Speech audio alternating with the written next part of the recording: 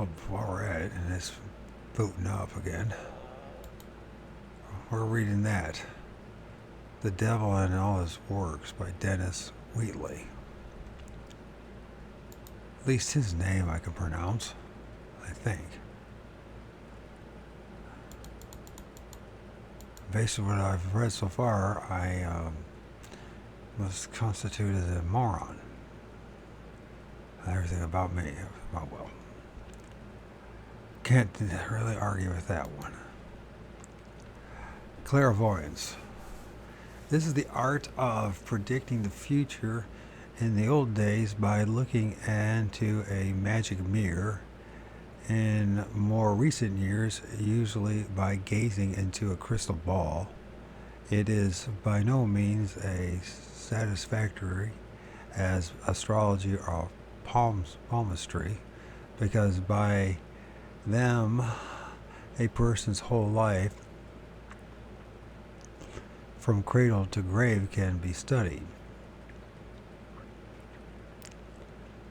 Whereas the clairvoyant has can describe only a series of isolated episodes bearing on the subject's future, and it has no fixed rules that can be mastered. However, while many clairvoyants have been revealed as frauds, there is ample proof that a very considerable number have made accurate predictions. Among those who have, as the American seer Daniel Logan, whose biography was published in 1968, the title The Reluctant Prophet. This young man's ambition, let's look it up, The Reluctant Prophet.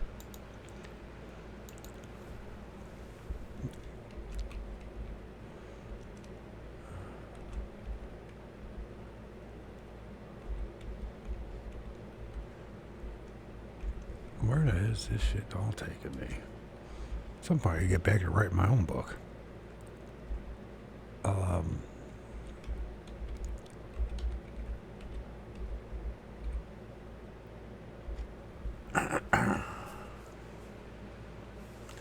Yeah, seems to have it.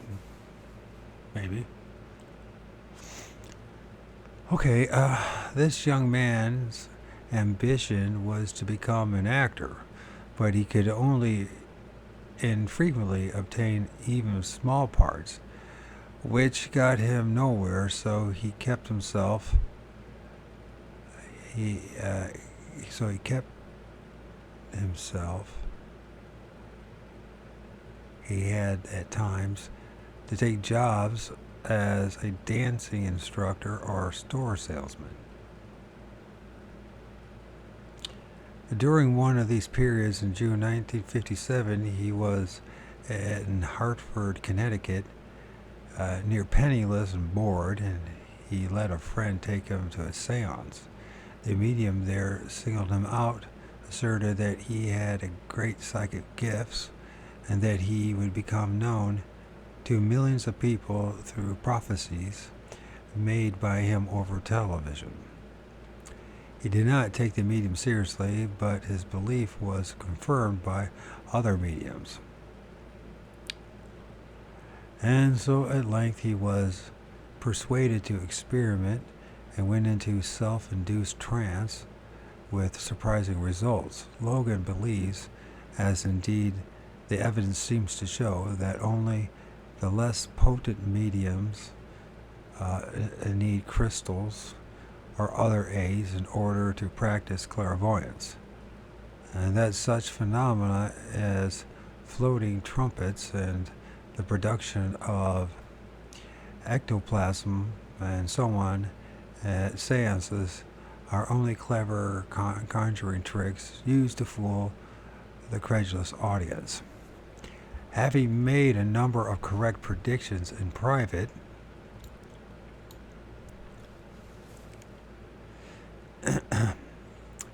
in December 1966, Logan was engaged to appear on David Susskind's television program. Among other things, he actually predicted the following. And then, before we go any further, there's a picture here of John Dee consulting his crystal while Dee Kelley performs chemical operation. Okay. So, he predicted the following, that the greatest outbreak of racial violence in the history of the United States would take place during the summer of 1967. Well, that's been changed. I think what we saw the past couple of years, that trumped that, maybe. Or don't forget what happened in the 90s. Who knows? That there would, I guess, but then that was pretty bad in 1967, wasn't it?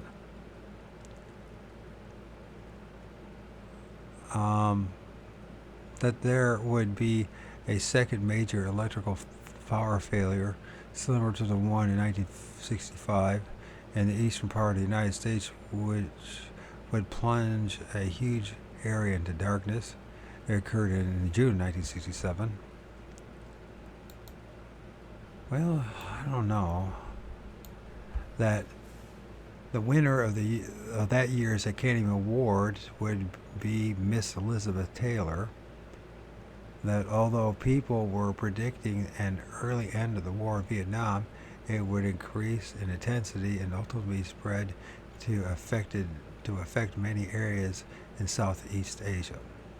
Logan maintains that the public has not been given the truth about the assassination of President Kennedy, that 3 men were involved together with a government official, and that the full truth will eventually be made public. Well, still waiting on that one. In connection with the above, another American psychic, Jane Dixon, predicted Kennedy's assassination and sent a warning to the FBI, but it was ignored. In spite of Shirley Temple Black's immense popularity, Logan predicted that she would fail in her attempt to secure election to Congress. And early in 1968, he correctly named 6 winners of the forthcoming Academy Awards for the year just concluded.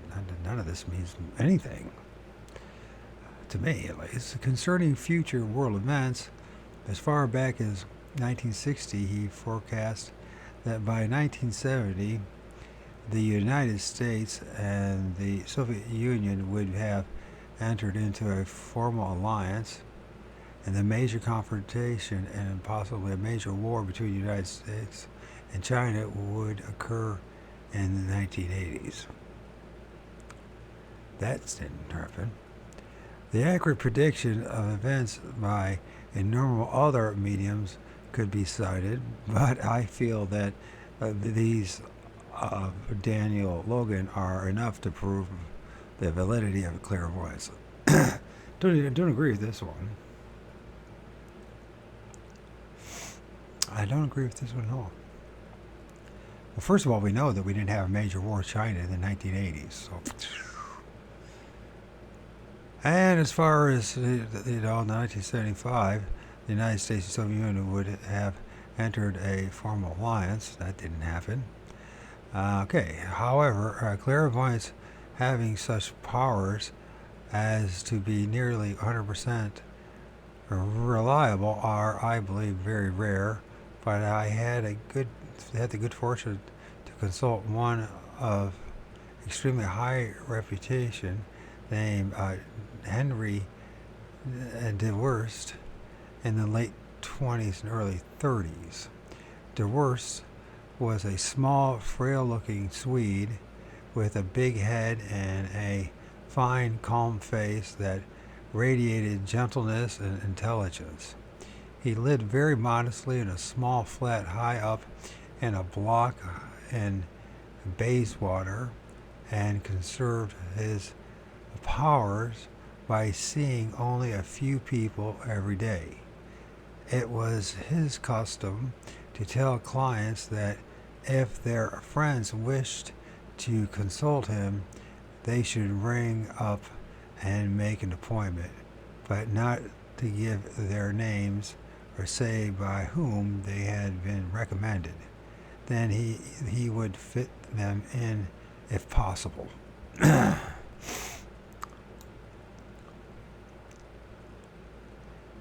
In consequence, on my first visit to him, he could not have known who I was or anything about me.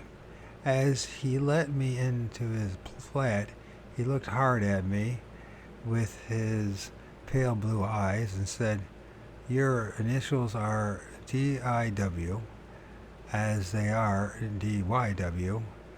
He was not far off the mark.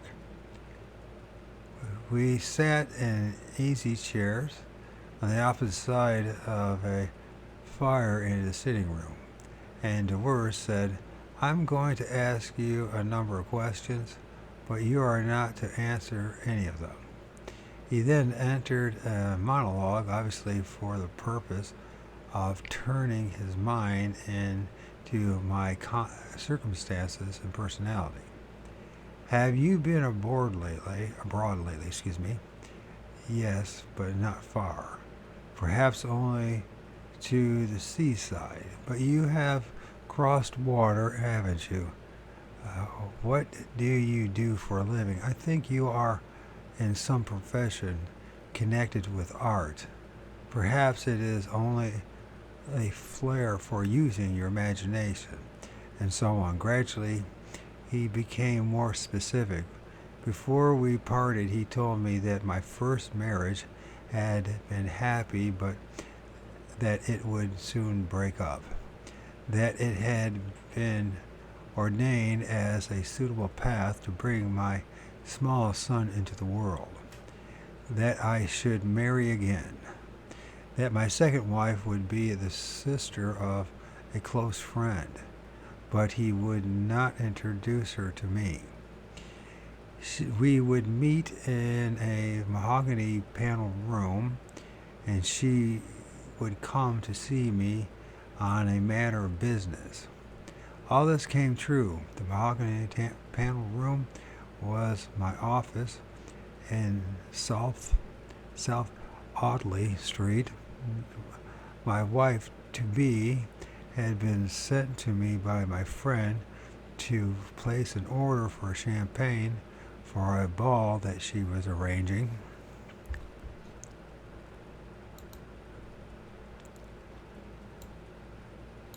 And it is this psychometrist sensing the owner's characteristic from a glove.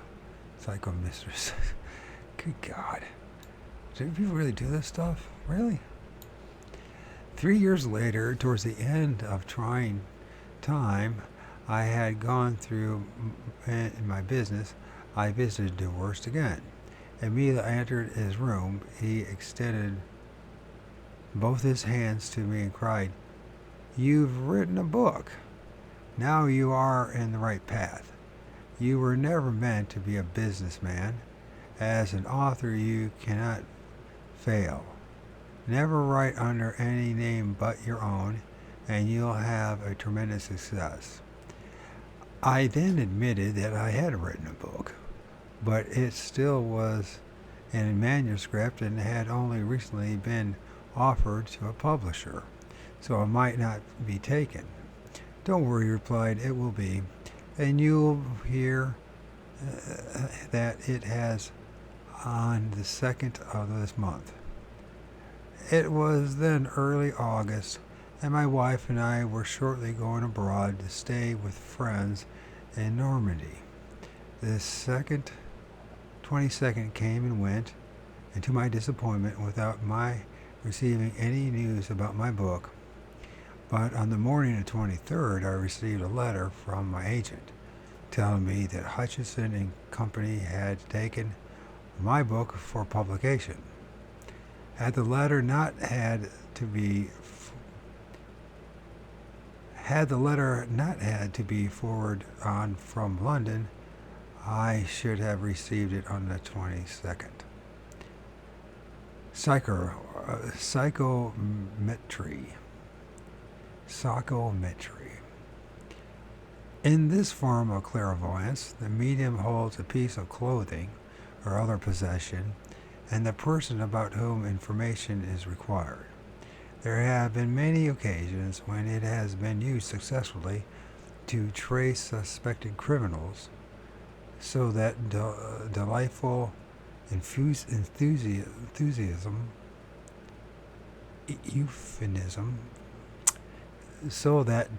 euphemisms, the police invited someone to assist them in their inquiries.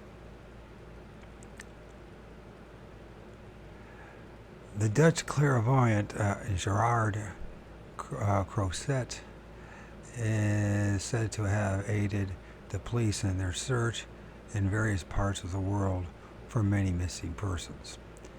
Of this occult faculty, I happen to have contestable proof. Not long ago, Mr. John Irwin decided to test the powers of certain occultists on television. I agreed to be the subject and was smuggled into the studio and wore a mask with a fringe that came down over my chin. And an astrologer, Mr. John Naylor, and a palmist, Miss Jo Sheridan, and a clairvoyant, Mr. Tom Corbett, that's just what it is, and a psychometrist, Mr. Douglas Johnson, were in turn asked to tell audience all they could about me. The only aids they received were the date, hour, and place of my birth. Mr. Naylor and an ink print of my name for Mrs. Sheridan. All of them got the fact that I was a well-known author and numerous particulars about my circumstances correctly. At one point, Miss Sheridan even declared in his early life he had some connections with a liquid. Yes, it must have been wine. I was in excellent health, but for about 2 months previously, I had noticed a momentary giving in my left knee when I crossed a room. This had occurred so infrequently, not more than once a week at the most, and been so barely perceivable that I had not even told my wife about it. Mr. Johnson was the last of the 4 seers to exercise his gift on me. I handed him a pair of my braces. He stroked them for a minute or so and then said, "There is something wrong with your left knee. You ought to consult your doctor." Clairaudience. This is frequently associated with clairvoyance. It is listening to the voices of invisible presences, and so can hardly be classed as fortune-telling in the ordinary sense. Yet, if those presents are called upon for audience about the future, it certainly broadens broader on the subject we are now examining. Joan of Arc and her voices are a good example of this type of communication with an unseen powers.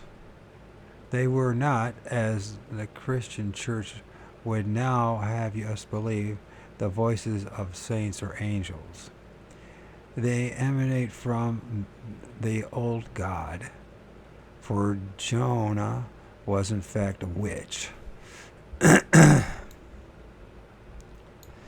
Even in prison, when there was no longer any point to her doing so, she insisted on continuing to wear men's clothes.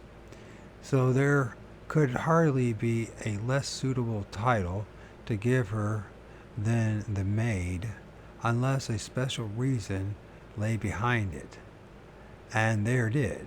All of the grand covens have their queen witch, who is known as the maiden, and she ranks in power next to the Grand Master. When Jonah was first put forward by her sponsors and accepted by the Dauphin, she ranked only as the Maid of Orleans. But later she was elevated to the highest title that could be bestowed in her country on a witch, La Pucelle de France. She never attempted to repudiate either title. I do not suggest that Joan of Arc was necessarily an evil woman. There were white witches as well as black. But there can be very little doubt that she was a follower of the old religion and had knowledge in the mysteries. In the eyes of her troops, she was a heroine, and after her death, tales of her spread that caused her memory to be held dear by the great majority of French people. The Christian church must not appear to be at fault, so its priests declared the voice she had heard were those of angels, and later decided to make her a saint. But that was very far from being the view of the church when she was alive. It was still fighting desperately to eradicate the belief in the pagan god whose ceremonies offered feasting and gaiety instead of hair shirts and misery as the price of salvation. Joan had trafficked with the little people, who were hated and feared for strange powers they wielded. So the voices she heard were probably those spirits. That was why she was sent to the stake. Oracles. These are a common feature in ancient civilizations. Anyone could consult one for a fee. That of Jupiter Ammon, situated in the great oasis of the name of the Libyan desert, was for many centuries the most famous among the Egyptians. The Oracle of Delphi was the most renowned of all in the classical world, and its site is still one of the greatest tourist attractions of modern Greece.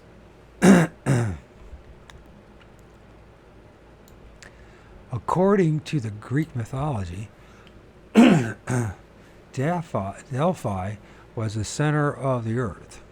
The foundations of the temple there date back to the 14th century BC, and the shrine, said originally to have been guarded by a huge python, was dedicated to the earth goddess. Later, Apollo slew the python and became the reigning deity. Nevertheless, the priestess medium continued to be known as the Pythoness and sat on a tripod formed by 3 carved snakes. The temple was built over a volcanic chasm, and from a crack in the floor under the tripod, vapors arose that were inhaled by the priestess, causing her to fall into a trance agitated by fits of frenzy. Her eyes became glazed and staring, Foam bubbled from her mouth, and she spoke in jerky, often meaningless phrases, but they were rendered intelligible by the priest who stood near her, although the answers given to those consulting the oracle were so obscure that they frequently interpreted them in accordance with their own wishes, so that when acted upon, they proved disastrous. Necromancy. This is the foretelling the future with supposedly the aid of the dead. The usual form it takes is in these days is spiritualistic seances. A number of people gather in a room with a sensitive, as a medium is called, and the medium may be a man or woman, but as there are more women mediums than men, I will refer to the medium as her. The lights in the room are dimmed, and the medium goes into a trance and becomes possessed. That is to say, her spirit leaves her body, which is taken over by another.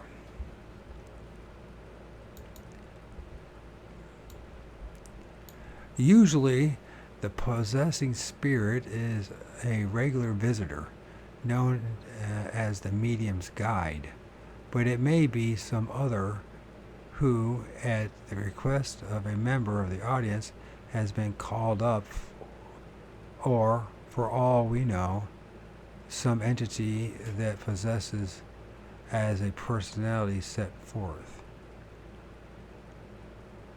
No grounds can possibly be advanced to justify sending one spirit out of one's body and allowing it to be occupied by another.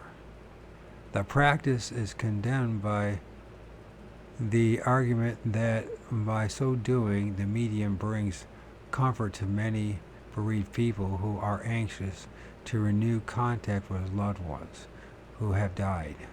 But what proof is there that the spirit possessing the medium is that of the dead person called back from beyond?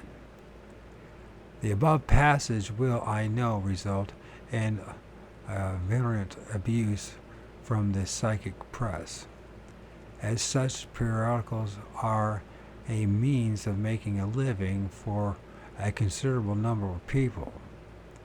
They have, on previous occasions, taken great exception to similar statements made in articles by me, but I firmly maintain my opinion and restate it here because I consider it no less than a duty in a book of this kind to warn people of the danger and the futility of taking up any form of spiritualism. With the possession, the personality of the medium changes. Her voice is no longer recognizable as the one she speaks with normally. If she is a cultured woman, it may become coarse and uneducated, or vice versa, or quite possibly have foreign accent and sound like a man's voice. Let me see, what does it say here? Opposite the witch of Endor, invoking prophet Samuel.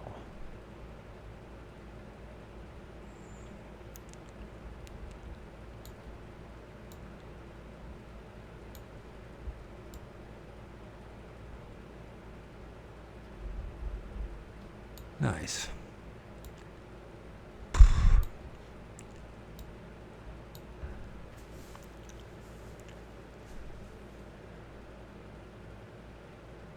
Sometimes the medium is tied to her chair with an object of convincing the audience that she is incapable of moving. Then trumpets and tambourines are sent to float about above her head in the semi-darkness.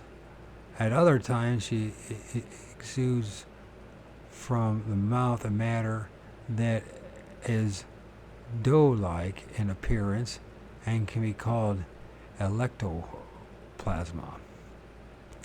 But the main object of the operation is for members of the audience either to ask the spirit who is presumed to be possessing her about the future or to secure news either directly or through the possessing spirit of people dear to them who are dead. The response to the latter type of question usually leaves much to be desired and is limited to such statements as, "It is very nice up here," but occasionally something does come through that really rings a bell, such as, "George is glad that you found the money that he had hid under the floor in the bedroom." The recipient of such a message is generally fully convinced that he or she has been in communication with the father, mother, or husband, wife, or other relative. At times, a communication may be even more impressive.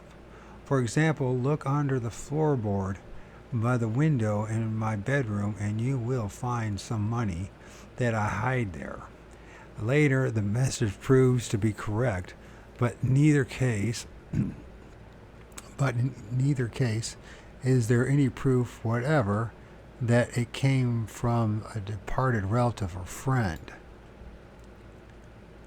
It may quite well be that some alien entity has contacted the spirit of the dead person and so obtained knowledge of the inquirer's family and affairs and is using the medium as a mouthpiece. Obviously, no good spirit would deliberately impersonate another spirit, so it is reasonable to assume that if it is a impersonating spirit, it is evil.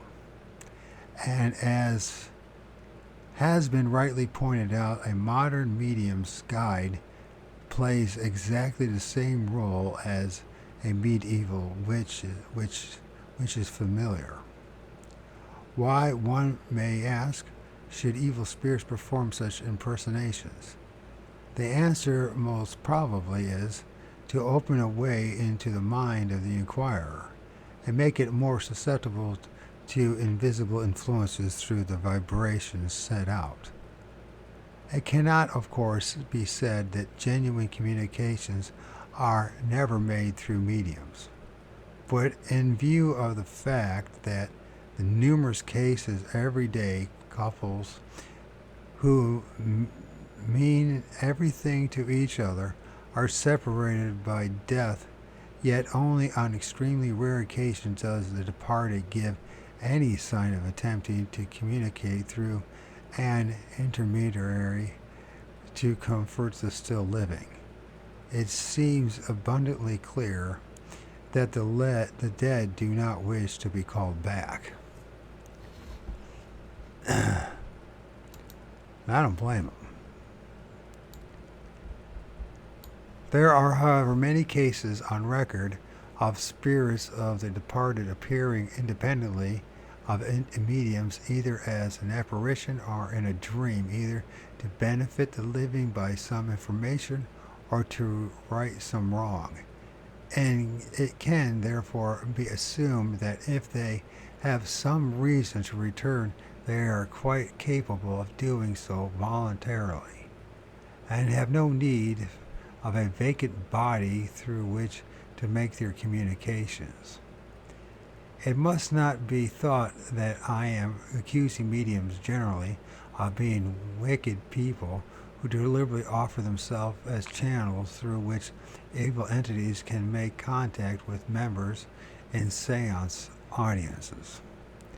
I have no doubt that the great majority of honestly believe that their guides are good spirits and that through them they bring comfort to many bereaved people. But the fact remains that there is no proof of this, and that they are placing their own spirits in grave jeopardy by allowing themselves to be possessed. The type of medium referred to above must be confused with the seer. The first, if not a fraud, and innumerable cases of this type of fraud have been exposed by the Society of Psychical Research and similar associations, makes herself a vacant vessel, or vehicle, and invites another spirit to take possession of her. The spirit of the second does not leave the body, and by means of her own psychic gift, she predicts the future. The latter has no connection with necromancy. We come now to a more advanced form of necromancy. That is the actual calling up the dead as an apparition. This can be achieved only by black magic. A classic case is that of the Witch of Endor calling up the ghost of Solomon in behest of Saul. Another well-known, owing to an engraving that has been reproduced many times, it depicts Queen Elizabeth I, an astrologer Dr. John Dee, and his assistant Edward Kelley, calling up a spirit of a woman in a churchyard when on a night of full moon. Much more recent examples of this odious practice concerns the notorious magician Eliphas Levi. So, am I saying that right? Eliphas. I guess that's how you pronounce it. Eliphas Levi. And I know the name. I never had to read it out loud, though. Eliphas Levi, who lived in the last century. On July 24th, 1854, he claimed, after 21 days of scrupulous preparation, in accordance with the rules for such operations, he called up a spirit of Apollonius of Tyana. Here is the account of it as given in his book, Transcendental Magic, Its Doctrine and Ritual.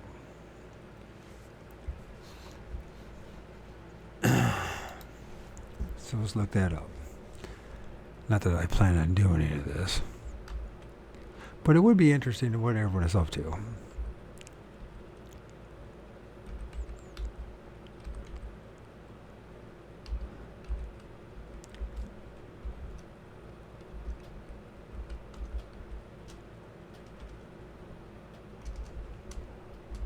It's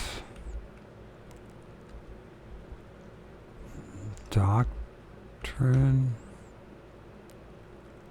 Did I spell that right? And ritual.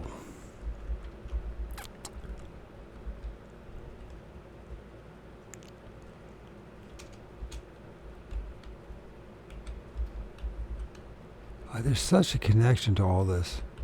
There really is. There's a connection to Bigfoot and UFOs and aliens and this stuff and the Bible, and I just like, and everyone acts like they know what they're talking about, but when you really look into it, you realize nobody knows what they're talking about, and you see the behavior that everyone has, and you're just like, yeah.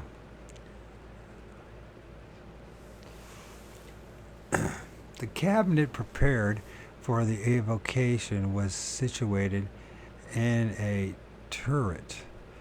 It contained 4 concave mirrors and a species of altar having a white marble top, encircled by a chain of magnetized iron.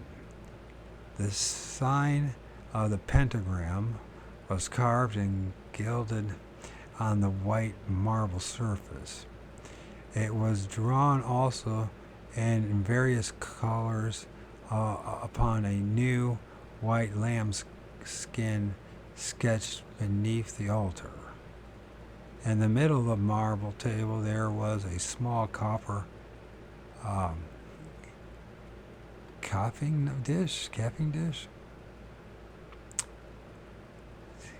dish, or I guess for capping dish, containing charcoal to altar and laurel wood.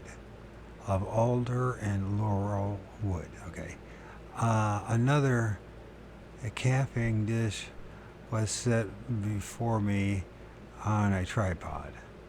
I was clothed in a white garment very similar to the vestments of our Catholic priests, of course, but longer and wider, and I wore upon my head a crown of vervain leaves, intertwined with a golden chain. I held a new sword in one hand, and in the other the ritual.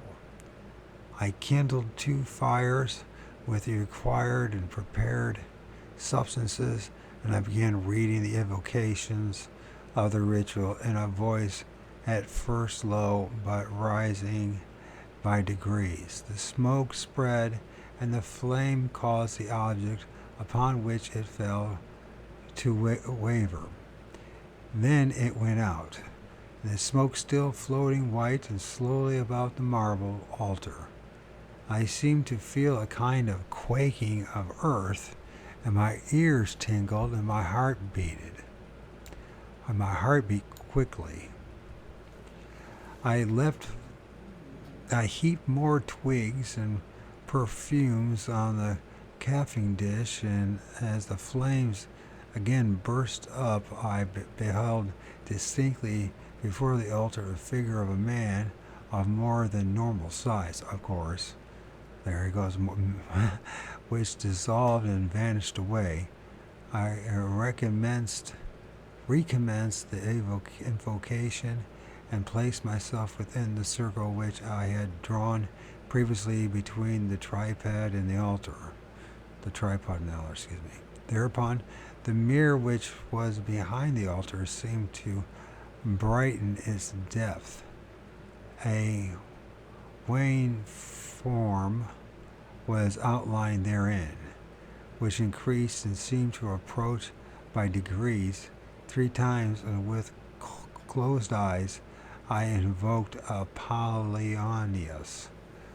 When I again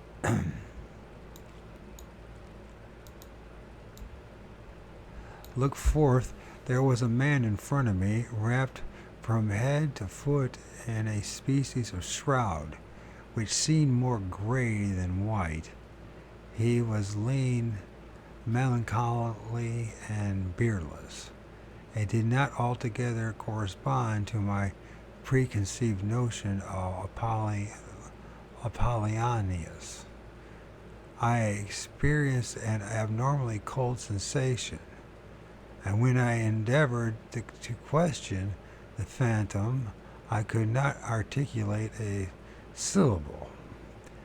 I therefore placed my hand on the sign of the pentagram and pointed the sword at the figure and commanded it mentally to obey and not alarm me. In virtue of that said sign, the form thereupon became vague and suddenly disappeared. I directed it to return and presently felt as it were a breath close by me. Something touched my hand, which was holding the sword, and the arm became immediately benumbed as far as the elbow. I divined that the sword displeased the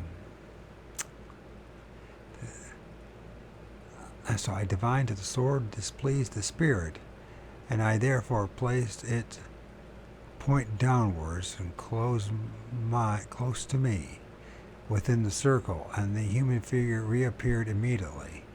But I experienced such an intense weakness in all my limbs, and a swooning sensation came so quickly over me that I made 2 steps to sit down, whereupon I fell into a profound lethargy, accompanied by dreams of which I had only a confused recollection when I came again to myself. For several subsequent days my arm remained benumbed and painful. The apparition did not speak to me, but it seemed that the questions I had designed to answers asked answered themselves in my mind. A magic circle with accessories for raising spirits from the dead. And I'm definitely not going to be doing all that stuff. Don't need any of that. Don't need even any of it. I am to conclude from all this that I really evoked, saw and touched the great Apollonius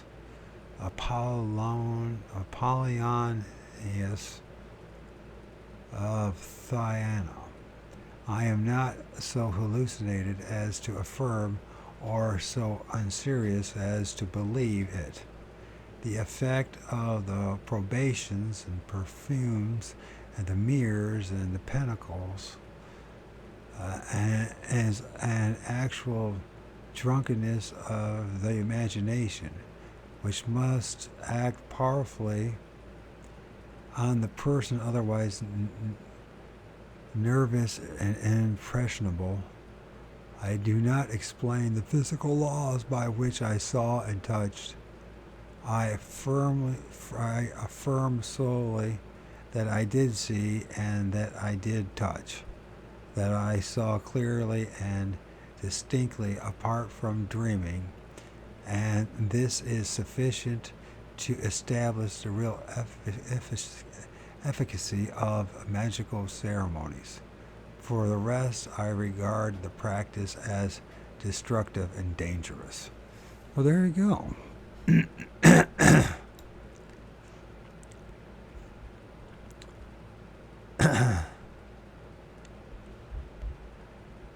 I guess that must be him. Few, I feel, would question the honesty of this account. The abnormal cold that Levy mentions is an indication that he had called up something pretty nasty, or satanic manifestations are often said to be accompanied by icy chill. One recalls that the seventh and lowest hell of Dante's Inferno was no roaring furnace being stoked by demons, but a place of deadly cold. And Levy's warning is certainly not one to be ignored. We now come to the most terrible form of necromancy. This consists in the desecration of graveyards and the performance of ceremonies with corpses, murder, and in order that the blood and bodies of a newly slain may be put into infernal use, and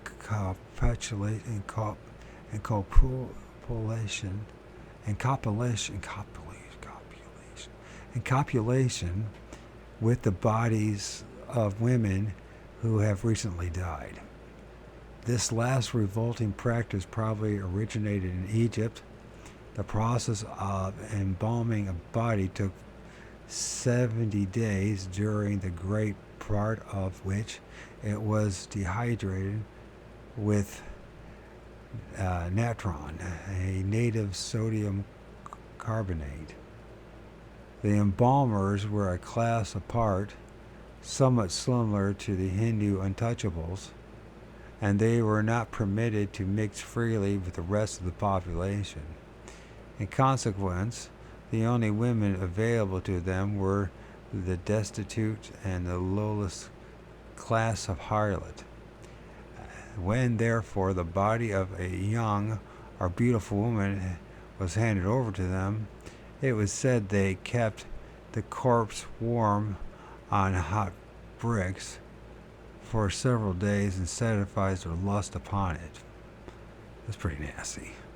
It is also said that owing to their having kept specifically beautiful bodies for too long, internal decay became so far advanced that those who used them contracted a disease, and that this was the origin of syphilis.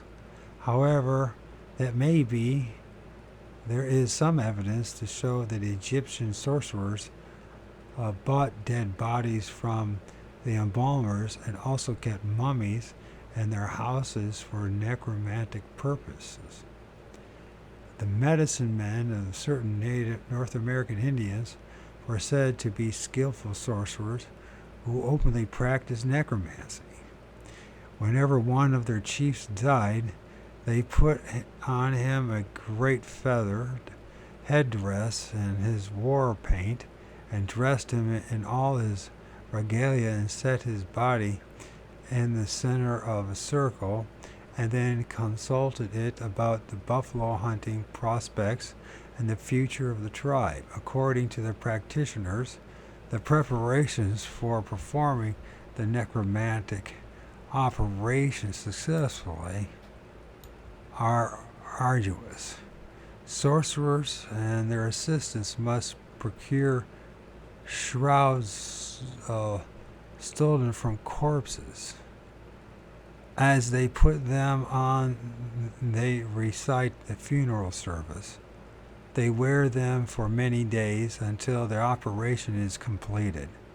During that time, they live on dog's flesh, black unleavened bread, and unfermented grape juice. They must abstain from salt and women. Dog meat puts them in a rapture with Hecate.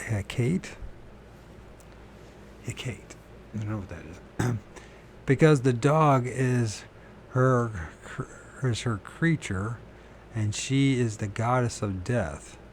Unleavened bread and unfermented wine represents the reverse of the sacrament, and salt is taboo because it is associated with preservation. The desecration of the grave should take place perfectly on the night of full moon and on the 13th of the month. Well, that was their 13th, like last Friday? I imagine somebody did something like that then. Was it not Friday the 13th? No, it was Monday the 13th. Where did I get that idea from? Oh, it was last month. It was the 13th of October. I'm sure some hard strangeness happened that night. Yep. What do you think? Somebody did something weird. That's what everybody's looking for, some kind of sensational, some meaning in their mundane lives, and people go all extremes to find it, don't they? But feeling that under the auspices of the Saturn and the number 4, the time should be between midnight and 1 o'clock, as that is the first hour of the new day. The sorcerer assistants carry torches and burn noisome herbs, and including hemlock, mandrake, and henbane. The magic circle is drawn around a grave, or the grave. It is open, and then the coffin, and the sorcerer touches the corpse 3 times with his wand, pronouncing a conjuration over it, and commands it to arise. The assistants help it out of the coffin and arrange it as though crucified, with its head to the east. A vessel containing wine, mastic, and sweet oil is placed at its right hand, and the mixture is set alight. The sorcerer then repeats the incantation 3 times, ordering the spirit to re-enter the body and answer his questions. The body, we are told, comes to its feet, and a hollow voice replies to the questions asked. The operation completed, the sorcerer rewards the spirit by destroying the body with quicklime, so that it can never again be used for the same purpose. And then it has this totem here, and the American Indian totem held by the tribe. The eagle at the top represents the genesis of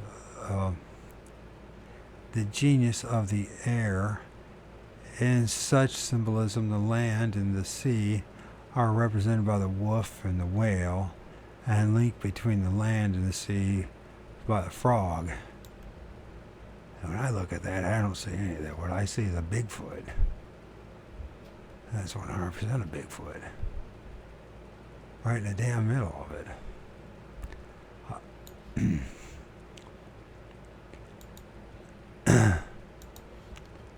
Sure looks like one to me.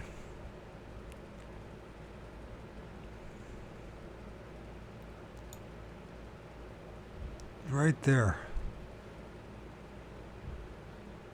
Right in the middle of it. You can't see me. I imagine they weren't allowed to tell the truth about what they were up to anyways. As to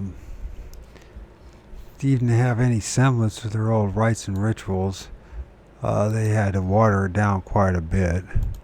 Or else I'm sure they would have been toasted by the Roman Catholic Church and the Christians. So, which apparently their act of barbarity and heathenism, that didn't count as such because, well, they believed in Jesus. But that turns out to be a giant contradiction, don't you think? But then again, who am I? I am nobody. I'm just a guy that can barely read, reading a book that he can barely read, who has barely anything worthwhile to say. And so be it.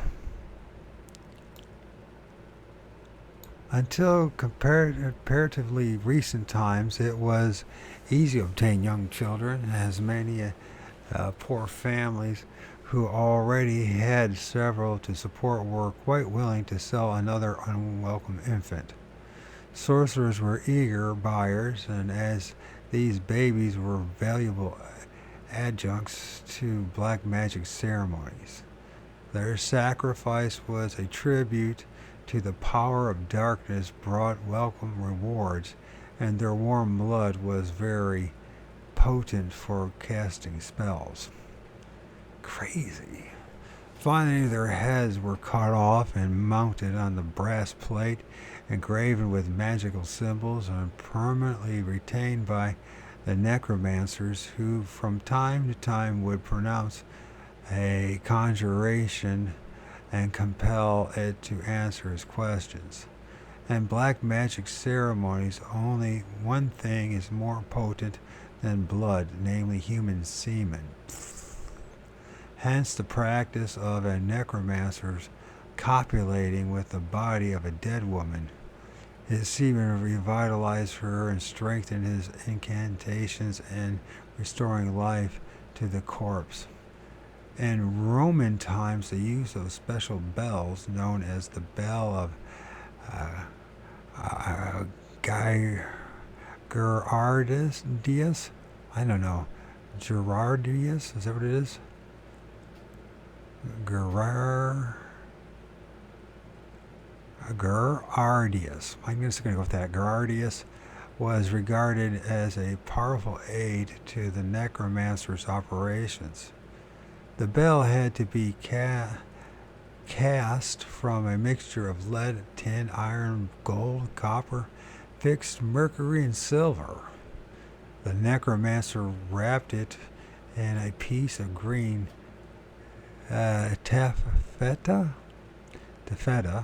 and buried it for 7 days in the grave with a corpse that he desired to raise. He then went to the grave and dug up the bell and recited his conjuration and rang the bell, and upon which the corpse was compelled to answer the summons. Why? In the 15th century Spain, necromancy was taught as an art in Toledo, Sevilla, and course, Salem Mansa, or Salem Ansa, which is in Toledo, and I live outside of Toledo, Ohio. And most people don't realize that the very first established or recognized churches, Satanic Church, was not in California or outside of San Francisco. It was here. There was some crazy dude, and he went from Cleveland, Ohio, all the way to what's the place? You go to the Turnpike. I want to say Reading, but it's like Gary, Indiana. And then eventually we ended up in Toledo, or vice versa. Now he came to Toledo. And obviously it would be Toledo, what the fuck, you know? I mean, nothing else for people to do around here. It's a lot of weirdness. And I imagine a lot of the missing people that truly go missing are because of this kind of stuff right here. Outside of human trafficking, for whatever that may be, you know what I mean? And, I might not be the greatest dad, but I still try to be there for my son regardless, so I would like to believe that I could trust people, but, yeah. No, there's a lot of people that are a lot weirder than me, that's for sure. A lot of people out there. I'm strange. That's for sure, but I'm not that strange.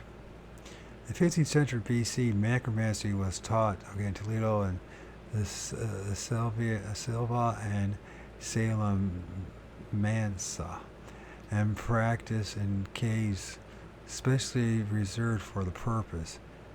Isabella, the Catholic, was the most remarkable woman. She proved herself to be one of the greatest quartermaster generals of all times in supplying the armies with which her husband King Ferdinand drove the Moors out of Spain. She was also responsible for inflicting more torture and burning at the stake of mostly innocent people than any other monarch. Nice. For it was under her that the Inquisition was established and carried out its terrible work with her fervid blessing. But at least she can be credited with ordering the bricking up of the caves used by the necromancers. Quite recently, there have been several cases of desecration of graveyards. In one, in Bedfordshire, the graves of 6 women had been opened, and the skeletons of one had been carried into a church and left there. Seeking to learn the future by calling up the dead in one way or another has been practiced from the earliest times. The most horrifying description of necromancy is probably that given by Lucian in his Pharsalia of the witch of Erictho, I guess that's pronounced Erichtho, is that what it is? The witch Erichtho raising the dead for Sextus Pompey. Sextus was the son of Pompey the Great. He was eager to know if his father would prove victorious in the battle he was waging to become master of the Roman world. Impatient with the obscure and unsatisfactory answers given him by oracles, Sextus screwed up his courage to demand a clear answer from the dead and sought out Erichtho,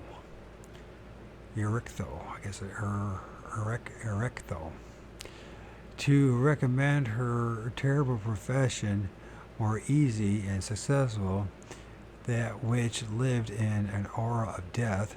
She made her home among the tombs, slept in one as though she were a corpse, and surrounded herself with such gruesome relics of the dead as charred bones and taken from the funeral pyres, and shrouds and eyeballs and tongues and testicles. These are all things that they take in these cannibal mutilations. This is what there has to be a connection with these things.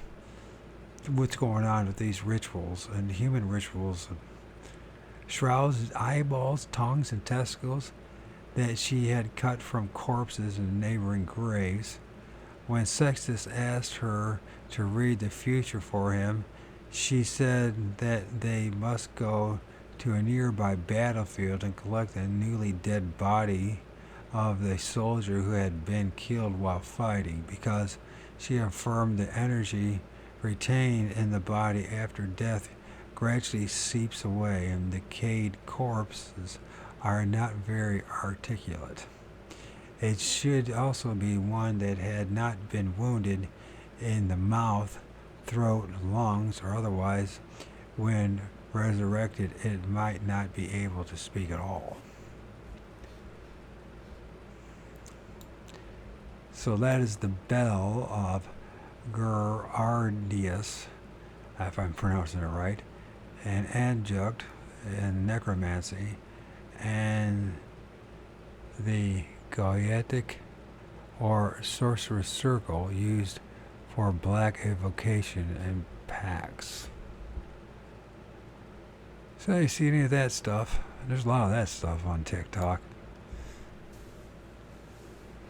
I don't know. I think it's very difficult to find your way in this world, and it's easy to get lost. Yes, the Creator God. Yes. Isn't it easy to get lost?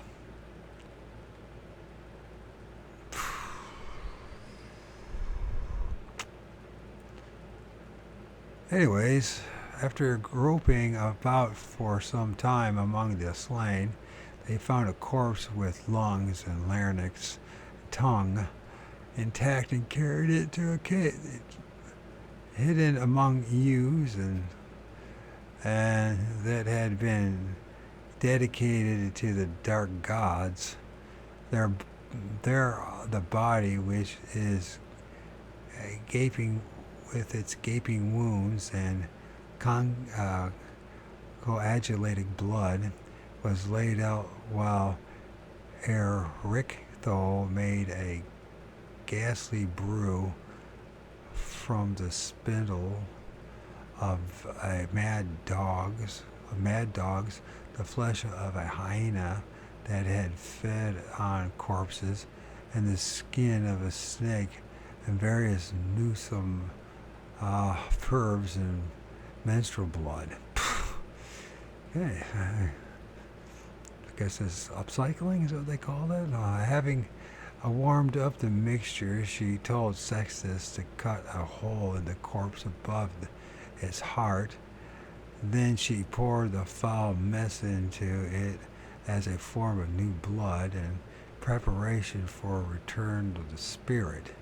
She then began her incantation, calling upon Hermes, the guide of the dead, Charon, whose ferries them over the dark waters of the river Styx, Hecate, their goddess,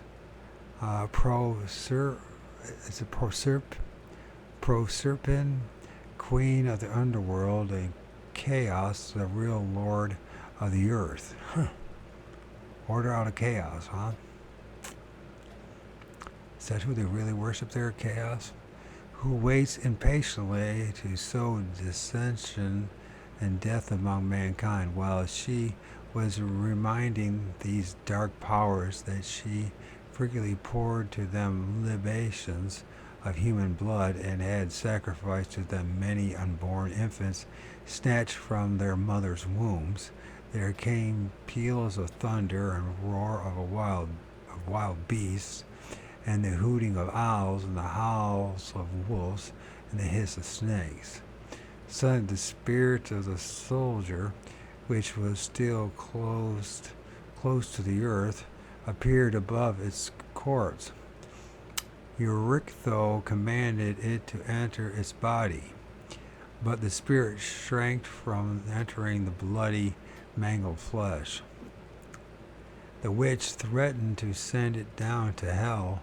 Still it refused. Then she persuaded it to obey by promising that she would afterwards destroy the corpse, so that it would never again be recalled to earth by a magician. Reluctantly, the spirit entered the body, causing the blood to become warm and flow through its veins, and then the muscles moved, and the dead man stood up and through cracks and purple lips. The resurrected soldier foretold the fate of Pompey's armies. When he had done, fallen branches were collected for a funeral pyre. The soldier lay down upon it, and Euryctho recited a spell that released the spirit from earth, and the body was consumed in the flames.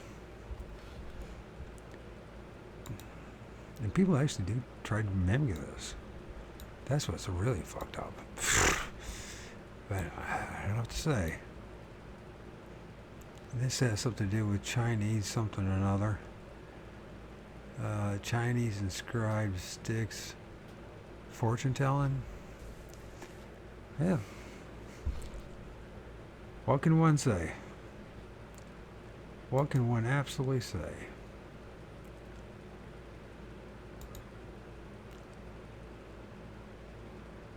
All I know is, after reading that, I'm pretty sick to my stomach about all that. But it does remind me of my first encounter with a Bigfoot. And who was the real threat to me that night in that cemetery? Was it Bigfoot or was that Crow Indian medicine man that practiced the dark arts? Because I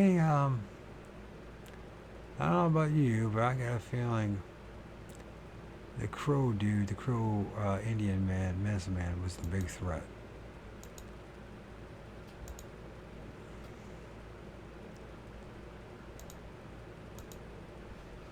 The big threat. Now we're this Haru Spicy, if that's even pronounced right. I guess maybe I could find out real fast. Yeah, after I just read that, oh my God, I feel so dirty inside. Reading that stuff, isn't that just stuff? I mean, some people they get a kick off it. To me, I feel dirty just reading that shit.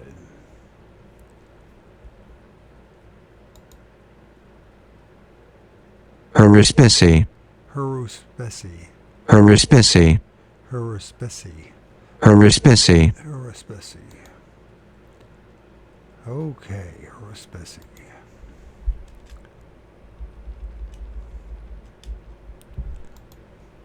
Haruspicy. Haruspicy. In the religion of ancient Rome, the meaning of haruspicy is the art of or practice of divination. Haruspicy, countable or uncountable, plural haruspices. Divination, the use of animal entrails and the using of the victims, and usually the victims of sacrifice. Haruspices. This is the means of divination greatly favored by the ancients, particularly the Romans. Don't forget the Jews, the Hebrews, who established a special priesthood for this purpose, known as augurs, hence our own augury. The method consisted of sacrificing a bird, then predicting future events from the state of its entrails. Allied to this was the prediction based on the marks of the livers. Animals were also sacrificed for this purpose, and among peoples with particularly sadistic natures, such as the Babylonians, the Aztecs, the Hebrews, humans, and generally while still infants, the Romans, also read omens and the flight of the birds. Other methods of divination, less frequently practiced methods of fortune telling the future, were the following: stichomancy. This was to open a book at random and seek to apply one's problem the first sentence that one's glance fell upon. It's just what Christians do all the time. For this, the Romans mostly used the work of Homer and Virgil. Christians substituted the Bible, and although the practice was forbidden by the church in the Dark and Middle Ages, it was often performed by priests standing in front of the altar of their churches. Casinomancy, if I pronounce it right, casinomancy. This is done with a sieve, by holding it in a pair of pincers supported by the pressure of the index finger of two persons. It was used to indicate a thief. Several names were spoken, and when that of the thief was pronounced, the sieve began to gyrate. The sieve, gyrate. Pyromancy. This is drawing deductions from the way fire burns after certain herbs have been thrown on it, allied to the lampedomancy, which consists of watching the flame of a lamp and predicting from the way that it wavers in a drought. Hydromancy, this is the predicting by moving of water, and several methods can be used. One is to dangle a ring on the end of a string in the water. Another is to let it fall into drops of oil or molten lead and make predictions according to their consequent formations. To this is closely allied the much more widely used method of scattering tea leaves or coffee grounds in a saucer. I don't see much difference between this and Christianity, to be honest with you. The Ouija board, whose letters are intended to spell out messages from the spirits. Ouija boards, there has recently been a craze for this method. The board is a heart-shaped piece of wood with small wheels under the border end and pencil fitted into a point. The hands of the inquirer are placed lightly above the wheels, and he asks a question, and the board answers it in automatic writing. In the same category is setting out the letters of the alphabet in a circle on the table. A glass tumbler is placed upside down in the center, and the inquirers each puts a finger on the blah, blah, blah.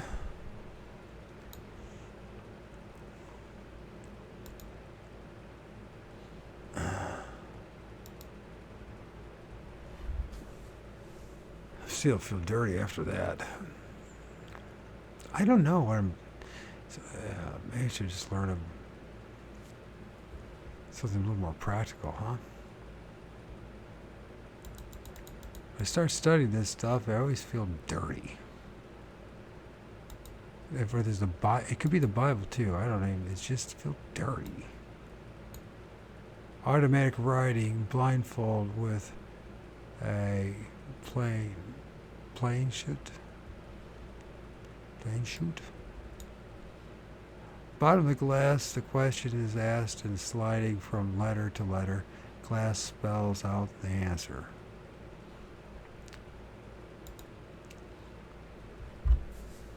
Electromancy. Electromancy. The use of Japanese it is somewhat similar to the above. The characters of the alphabet are set out in a circle on the ground, and rice is scattered in it. A cock is then put in the circle, and the characters nearest to which it picks up the grains are supposed to give the answer to the question. Geomancy. This is simply scattering earth, sand, peas, wheat on the ground and foretelling the future by the patterns formed. Astrogalomancy.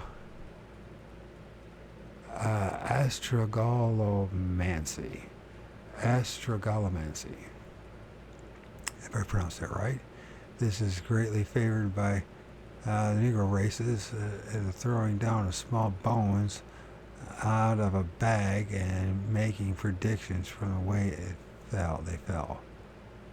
On neuromancy. This is by interpreting dreams, a practice of the greatest antiquity and still worldwide today. One recalls Pharaoh's dream of the 7 fat knees and the 7 lean knees, which was interpreted by Joseph, and the Victorian Times book on the subject were extremely popular. On neuromancy. Still further methods by planting a stick at the crossroads and observing the reactions of passerbys to it, by throwing sticks in the air and predicting from the way they fall. The Chinese make predictions from the carapace of tortoises, the shell, and the Japanese by drawing at random small bamboo sticks from a box. In fact, the ways in which man has endeavored to learn the future are innumerable. It will be observed that only a few of the above methods can be hoped to predict the whole course of life. The majority lend themselves only to the answering a series of questions, but all of them entail communication with invisible forces. Before leaving this subject, I will give 2 outstanding examples of predicting the future correctly. The first concerns Nostradamus, a French astrologer, of Jewish descent, who read philosophy and graduated in medicine at the University of Avignon and Montpellier, respectively, and became honored throughout all of France for his learning. In 1555, he published a book of rhythm prophecies entitled Centuries, and in 1558 he produced a second enlarged edition. King Charles the Ninth appointed him his physician in ordinary. The Nostradamus' prophecies were read along with his death.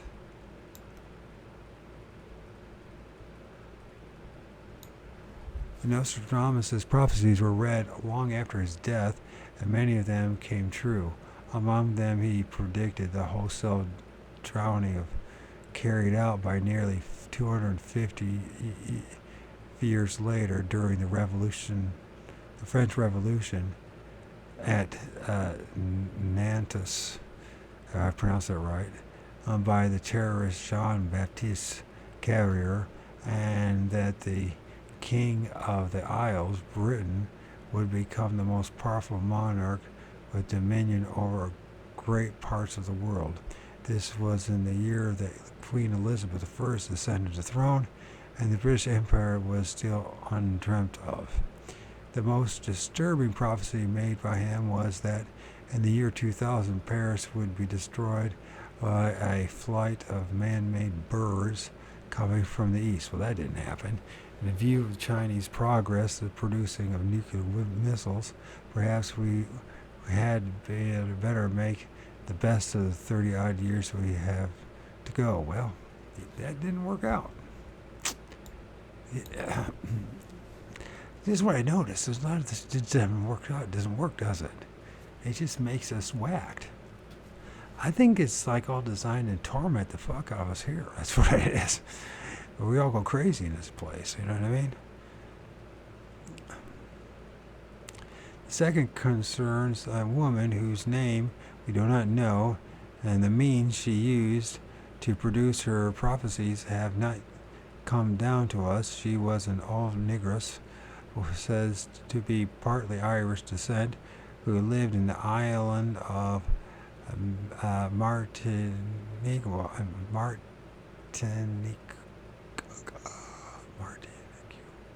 I'm not saying it right.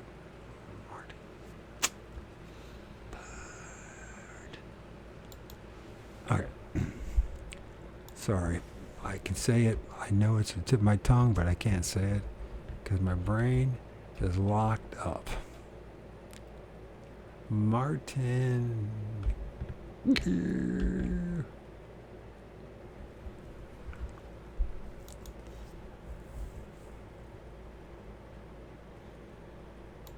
Martinique. Martinique.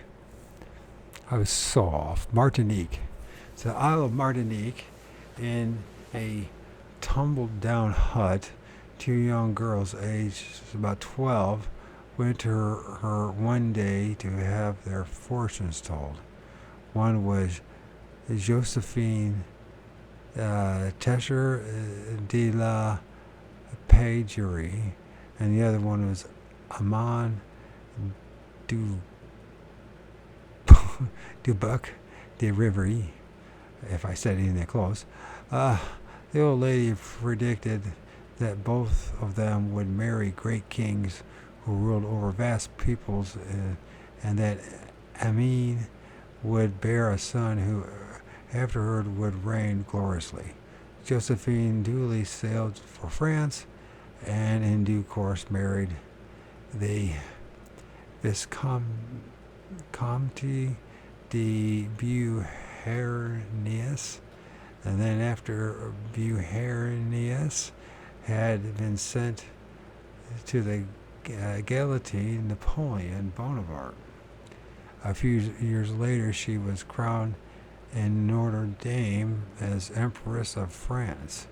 When the French Empire dominated Europe from shores of Baltic to the toes of Italy. Amin, or May, whatever it is, also sailed for France, and she spent 8 years being educated at the convent of Nantes. That's how you Nats or Knots? Or, I don't know. And my head's starting to spin. In her early 20s, she set out to return to Martinique,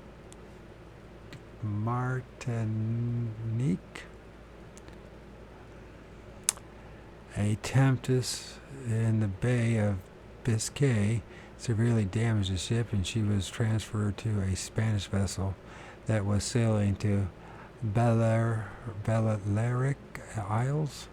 The vessel was captured by corsairs, and Amin was taken as a prisoner to Algiers, and the Bay of Algiers decided that this blue-eyed, golden-haired French girl was so superbly lovely that he would send her to Constantinople as a present to his master, the Sultan. There, in due course, Amin became the Sultan's favorite wife and bore him a son. But the Janissaries revolted, placed the Prince Mustafa on the throne, and imprisoned Amin's husband's successor.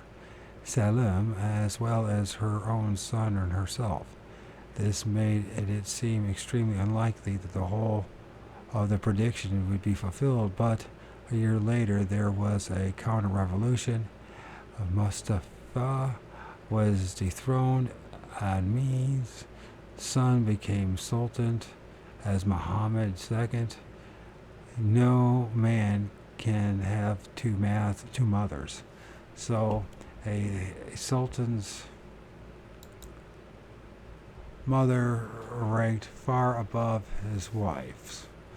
Amis was known as the vesseled crown and was the supreme authority over all the women in the vast Turkish Empire, which then included all North Africa, Egypt, Arabia, Palestine, and the greater part of the Balkans.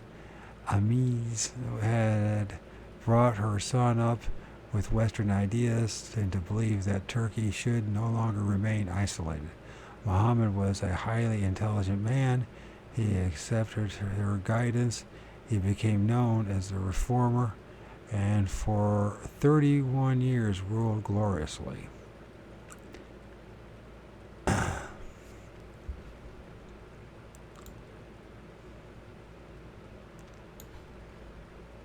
And we got some pictures there.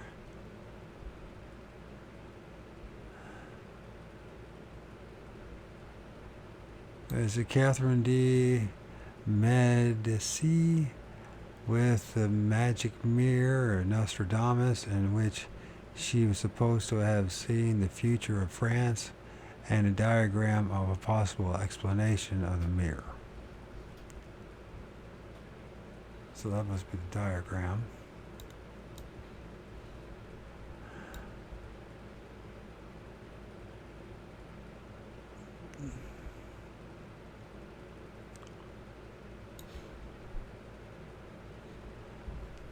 So then, are we to decide about the predictions and the free will from the evidence before us of the success achieved by innumerable predictors of the future?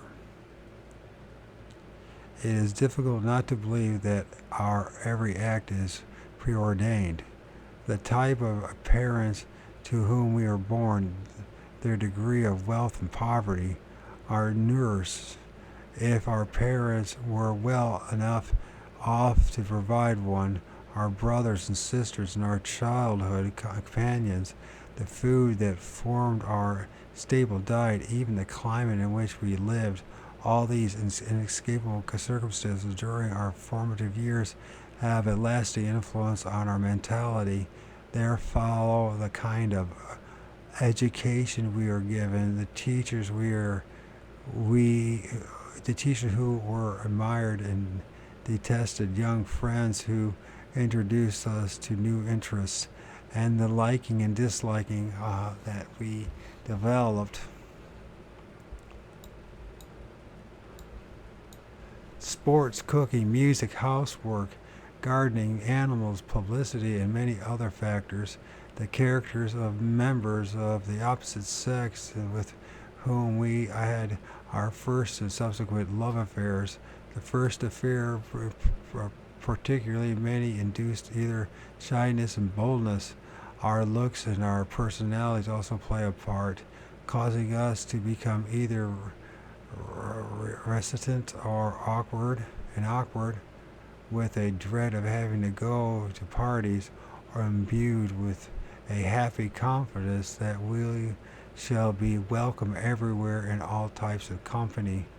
There may then come marriage and bringing an altered outlook on life and children, and possibly necessitating new habits of economy. Meanwhile, there has been a type of occupation by which we earn our living, workmates, the business associates, and the books we have read, the places to which we have been on holiday and have traveled. By necessity, possibly one or more accidents that have instilled in us a dread of certain circumstances, most probably a period of war during which we have been subject to discipline either in one of the fighting services, or as a nurse in a hospital, good or bad future prospects beget impulses to generous cooperation and owing to caution, rejection of appeals. Our health in any given moment plays a great part in the influencing our state of mind. So we have it. Throughout the years, each personality is built up by tens of thousands of physical and mental experiences. Undeniably, the countless habits of the mind engendered by our past and present environments must automatically dictate the great majority of our decisions. But it may be that at times we are confronted with a situation in which we are being tested about which decision is the proper for us to take.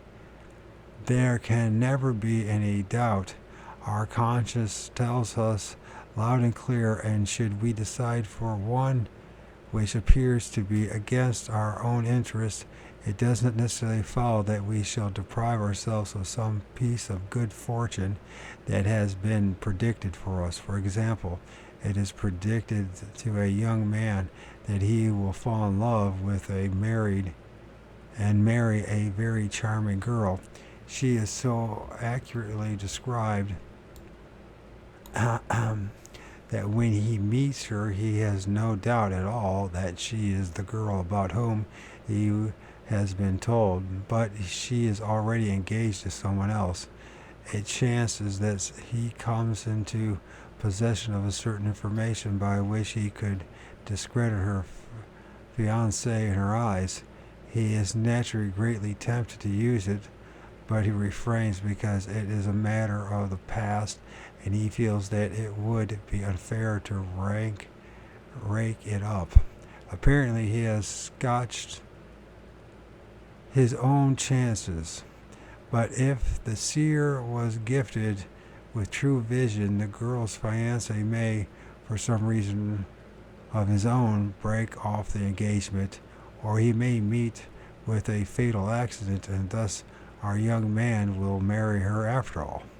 Here I should issue a warning. People who can earn their living from telling fortunes have, like others, their own off days, also forcing their gifts hour after hour to satisfy the succession of clients. It tends to cause their psychic powers to deteriorate.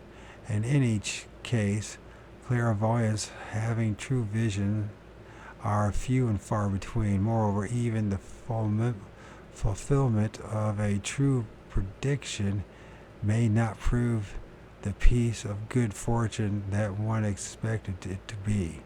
For example, it is predicted that a rich relation will leave you his fortune. He does, but charges you to take care of his wife and for life. She is bedridden and invalid, and apart from the bother entailed after you have paid death duties and on your relatives' estate and taxes on the income of the residue, you find that the widow keeps and nurses to look after her cost you more than you're ever getting from the legacy. Therefore, we should never change the patterns of our lives in hopes of making conditions more favorable for a prediction that promised great happiness comes to come true. Consulting a fortune teller should always be regarded as a form of amusement only.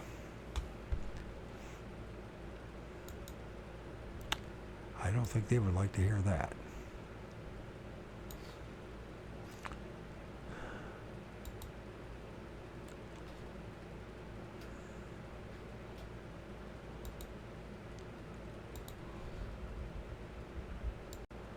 So it says here in this picture that's supposed to be King Solomon, reputedly the greatest magician of all time, and the opposite is the sacred hexagram of Solomon, formed by the white and black ancients of the Kabbalah, and I'm sure a lot of you have already seen this one numerous times.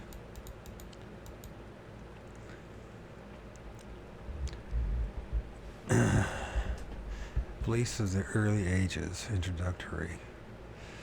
But by this time, the reader may well be asking, but what has all this have to do with the devil and his works?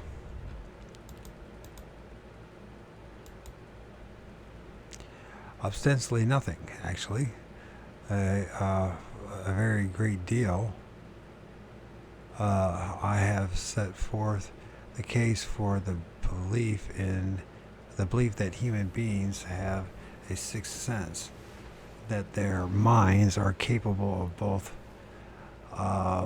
transmitting and receiving impulses for which there is no normal explanation, and the same of some of the impulses received eminent form the disembodied powers of good and evil.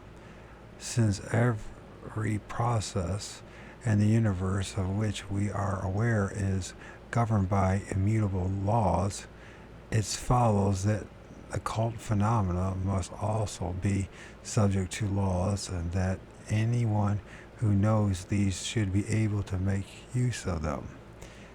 That this has been done in the past is claimed by many occultists in their writings, and that it is still being done is claimed by modern magicians. In fact, the borderline between magic and science often appears very thin and is constantly decreasing. When a slave raiding party landed on the coast of Africa in the 16th century, and a white man struck a Negro warrior dead by firing a musket at him from 50 paces, the natives naturally must have supposed that the white man was a witch doctor with a magic stick. If in the days of King James I had shown his courtiers a screen in which they could see the king's son, Prince Charles, whom they knew to have gone on a visit to Madrid, gallivanting there with his friend the Duke of Buckingham, the viewers would undoubtedly have decided that the screen was a magic mirror, and might well have had me burnt at the stake for having sold my soul to the devil. Such examples of how the apparently magical latter becomes accepted as due scientific discovery and is put to everyday use are legend. We may therefore define magic as the application of scientific laws which are still unknown to our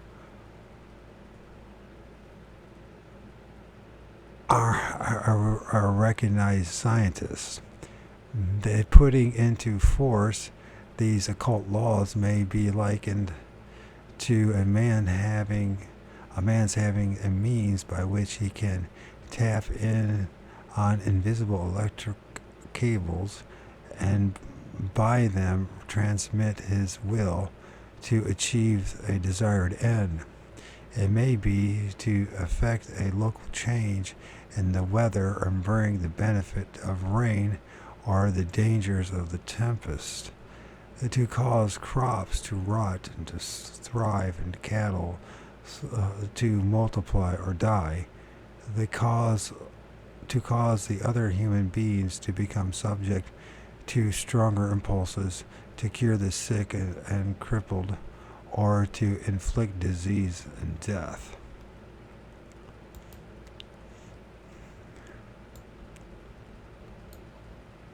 Then it says here, opposite a prehistoric sorcerer.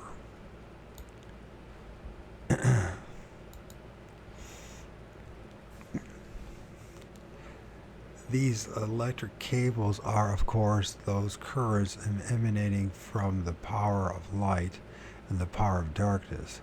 They are operated by, on the one hand, such means as religious ceremonies held by the pure in heart, prayers for the ability to help those in trouble, and the sacrifice of opportunities and pleasures for the benefit of others, fasts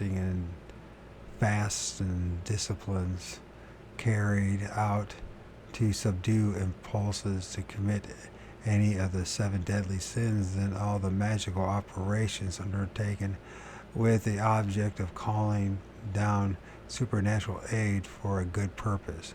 On the other hand, they are operated by animal and human sacrifices, licentiousness without affection, the unnatural use of semen, blood, and excrement, hair, nails, and other products of the human body, wishing ill to any other person, employing violence to achieve one's ends, leading the youth into sin, working for the overthrow of law and order, inflicting mental and physical cruelty, and all magical operations undertaken with the object of calling down supernatural power for an evil or selfish purpose. Magical operations undertaken for an unselfish purpose belong to white magic, and those who perform them are followers of the right-hand path. Operations undertaken for personal ends belong to black magic, and those who perform them are followers of the left-hand path. A considerable number of people are born with psychic gifts. In most cases, when they become aware of this, they use them in minor ways, generally for good, sometimes for taking pain from others, or more usually for the harmless amusement of fortune telling. As they have not made a deliberate study of magic, their powers are limited, and not having crossed the abyss, they are not fully committed either to the right hand or the left hand path. To achieve real power is quite a different matter, and most arduous undertaking. It entails many years of preparation and an almost exclusive preoccupation with the supernatural. The Christian saints has also the holy men of other civilizations were capable of performing their miracles because they denied themselves of the pleasures of this world and undertook prolonged fasts and worked themselves up into an esoteric state of inflicting pain on their bodies, as for example the Fakirs of India, or the Fakirs, Fakirs, the Fakirs of India do when they lie on beds of nails and have themselves buried alive for a period that would normally bring about their deaths from thirst, and constantly commune with their own version of the Godhead. Likewise, the magician must purge himself of all impurities, learn by heart highly complicated rituals, and go to immense labor to gather together the ingredients required to perform his enchantments. If he is a black magician, he must produce with extreme caution, for he knows only too well that in calling on the powers of darkness, he is exposing himself to a terrifying force that, should he fail to control it, he could be utterly destroyed. Any attempt to reach a conclusion about the devil and all his works by basing it on the practices of one people or the tenets of a single religion would be futile, because we are examining the two individual powers that dominate the universe and affect the whole of mankind equally. But some insight may be gained by a survey of the principal forms of belief from the earliest times. Prehistoric man, our knowledge of races who lived in the distant past, is mainly due to the weapons and belongings that have been recovered from their graves by archaeologists, but fortunately some of them were artists and have left paintings of themselves and the animals of the period in caves they inhabited.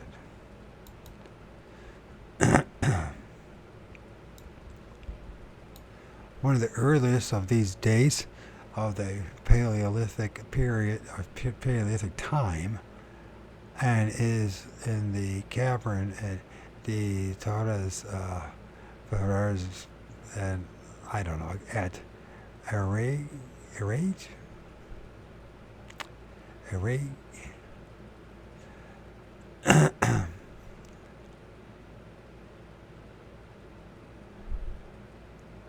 So the Torres Ferrez at Arage.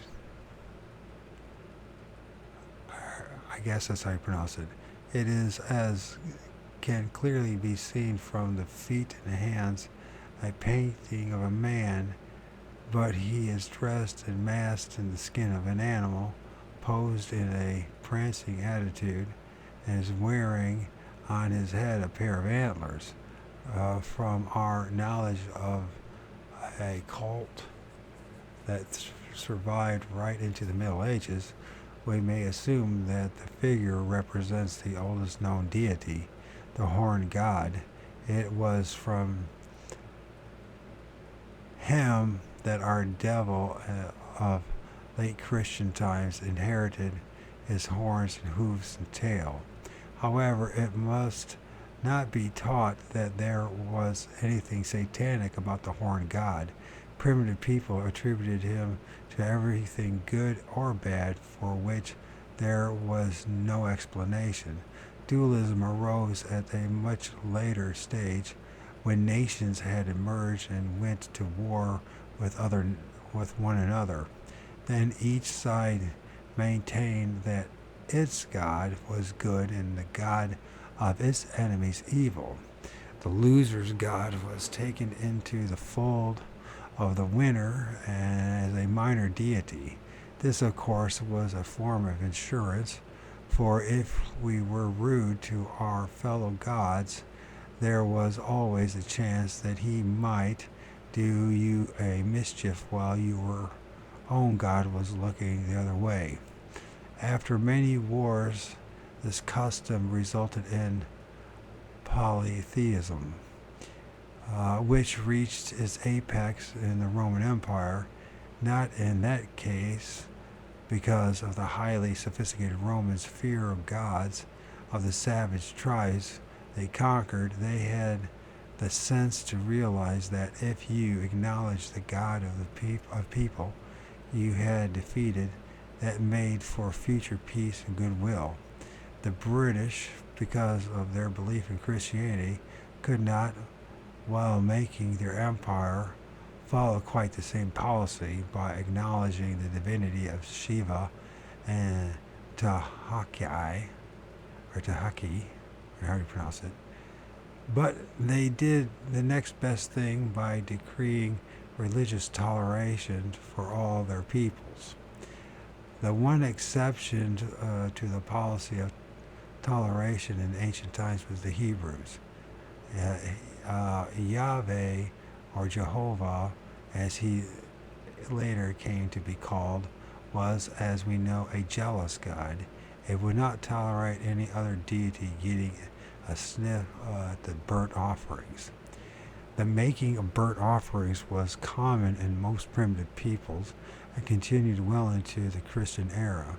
The theory was that the god needed sustaining, but in early times the meat was much too precious to set aside as to rot for the deity.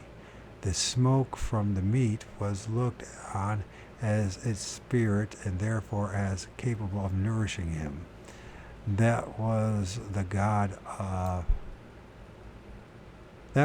god's share, and the sacrificial animal could be eaten cheerfully afterwards.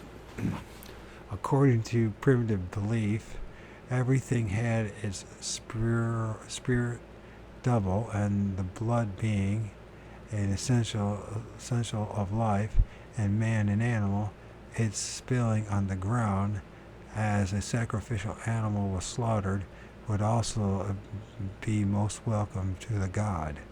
As time went on, the tribes merged into nations ruled by powerful priest kings, and the favor of the gods was courted by human sacrifice. With many peoples, it became customary to make human sacrifices not only at certain seasons of the year and when going to war, but also on the death of a ruler. But when men dwelt in caves, there were no slaves that could be sent to serve their master in another world, and every hand was needed. So when they buried their dead, they spread red earth over the corpse to signify spilt blood.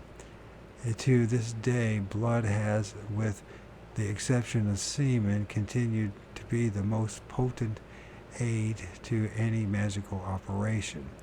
All the arts, dancing is their most primitive, and was by dancing that early man worshipped the Great Spirit. At Kogel in northern eastern Spain, there is a crude cave painting depicting such a dance.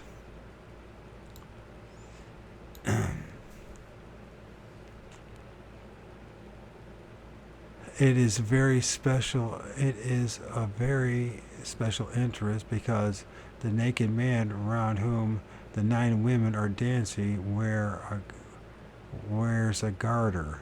This, from time immemorial, has been a distinguishing mark worn by a person having occult powers. The garter may be very elaborate or simply a piece of string, but it occurs again and again throughout the history of magic and witchcraft.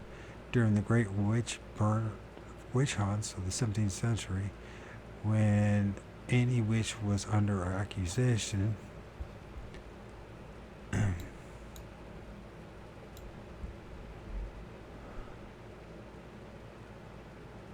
so who's the one wearing the garter? Oh, these are the women, I'm assuming. That must be the garter? Or his penis, one of the two. Cloaked women dancing with a sitar in their midst. That must be the sitar? I don't know. Yeah. Great pressure was brought to bear on him or her to disclose the names of other members of the coven who, realizing their danger, and not infrequently contrived that one or more of them should get into prison and ensure silence by killing the prisoner. The victim might be stabbed to death, strangled, or made to take poison. No matter how the deed was done, a bootlace or some similar object was always left tied loosely around the victim's neck. As far as I know, no reason for this has ever been suggested, but in no case were the murderers ever caught, so the inference was that they had made themselves invisible to enter the cell. By leaving there a symbol of magic power, it may be that they sought to imitate their predecessors and judges. Paleolithic man was succeeded by Neolithic man. Cave dwelling became a thing of the past. Hunting began to give place to agriculture. Villages were built. Strong personalities became chiefs who fulfilled the dual role, leader in war and priest in sacrificial ceremonies. But for such headship in early times, it seems there was a price to pay. In this, the antler worn by the primitive magician are not without their significance. There comes a time when every king of a herd is challenged by a younger stag and killed. No doubt that happened on many occasions in man's dim past, but there is much evidence to show that a time came when matters were regularized by an agreement that rather than wait for a chief to become decrepit before he was killed, he should retain power only for 7 years. Well or ill, when his time was up, he had to die and pass on his spiritual as well as his temporal power to a new leader. Extraordinary to relate, this practice still continues in central Nigeria. The chief of the Incas tribe is expected, after ruling for 7 years, to go to a cave known as Kungunai and there surrender his life. It was reported in the London Sunday Express on January 4th, 1970, that the present chief, Malam Abdi Beway, has already ruled for 10 years and still refuses to die, greatly to the annoyance of his more backward subjects.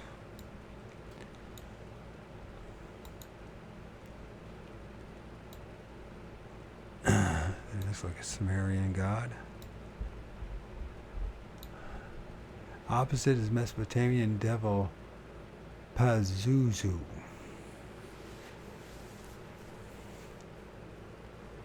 A time then came when strong-willed priest kings like Malam Abdi Baway, who were only middle-aged and still hale and hardy, refused to submit to the ritual death that was expected of them. This led to the custom of appointing a scapegoat temporarily, sometimes for a year, sometimes for only a few days.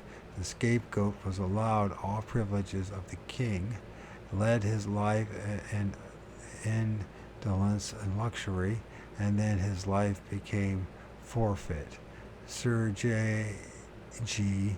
Fraser, in his monumental work on folklore, The Golden Bough,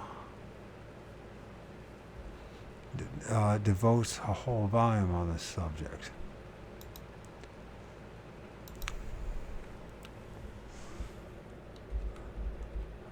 The Golden Bough.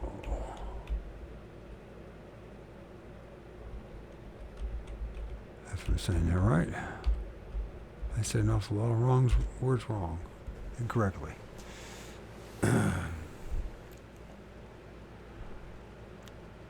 Since the dawn of historical times, some 7,000 years ago, in the Mediterranean countries and those in Western Europe, many religions have waxed and waned, and countless gods and goddesses have been worshipped for a while, then fallen victims to the passage of time. But the horn god, the old god, survived them all. He spoke with a voice of thunder, and when angry, struck with his lightning. But he also fostered reproduction in men and animals, and caused the crops to grow, endowed his votaries with magic power, and decreed that when he was worshipped, it should be an occasion for feasting, merriment, and indulgence in the joys of life. It was not until the 13th century, at the earliest, when the Christian priesthood felt strong enough to oppose him, that he became known as the devil.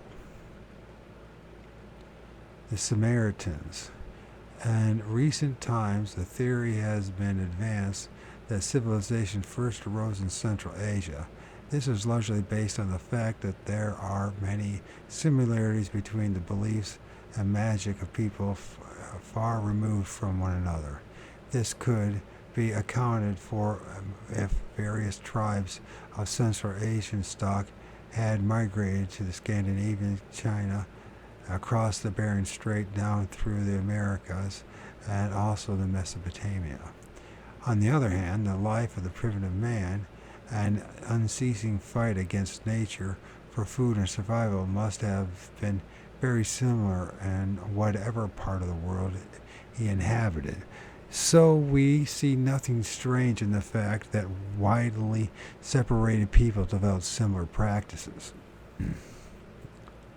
However, that may be the best of our certain knowledge of the earliest races to the past out of the Neolithic stage lived in the fertile lands between the Tigris and Euphrates and in the valley of the Nile, and this dawn to two great civilizations occurred about 4000 BC.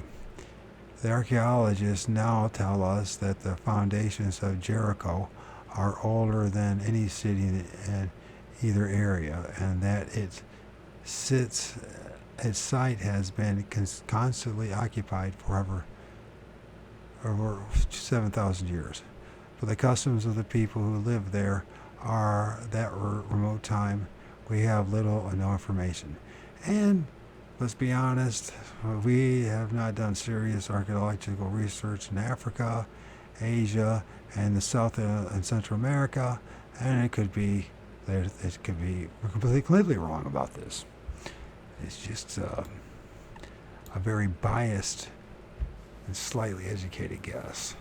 Personally, I should have thought that in view of the Egyptian extraordinarily advanced civilization, and it was never higher during the 4th dynasty, about 2680 BC, the people of the Nile must have emerged from a state of semi-barbarism long before the building of such cities as Ur and of the Chaldees. However, we will take the Sumerian civilization first because between the rivers Tigris and Euphrates is the traditional site of the Garden of Eden. It is upon the beliefs absorbed by the Hebrews while living in Babylon that the account of the creation, the first chapter of Genesis, are based. But the story as given in our Bible is sadly muddled one. By it, we are led to believe that Genesis 2:16 through 17, that there was a Garden of Eden, only one tree whose fruit Adam and Eve were forbidden to eat, the tree of the knowledge of good and evil.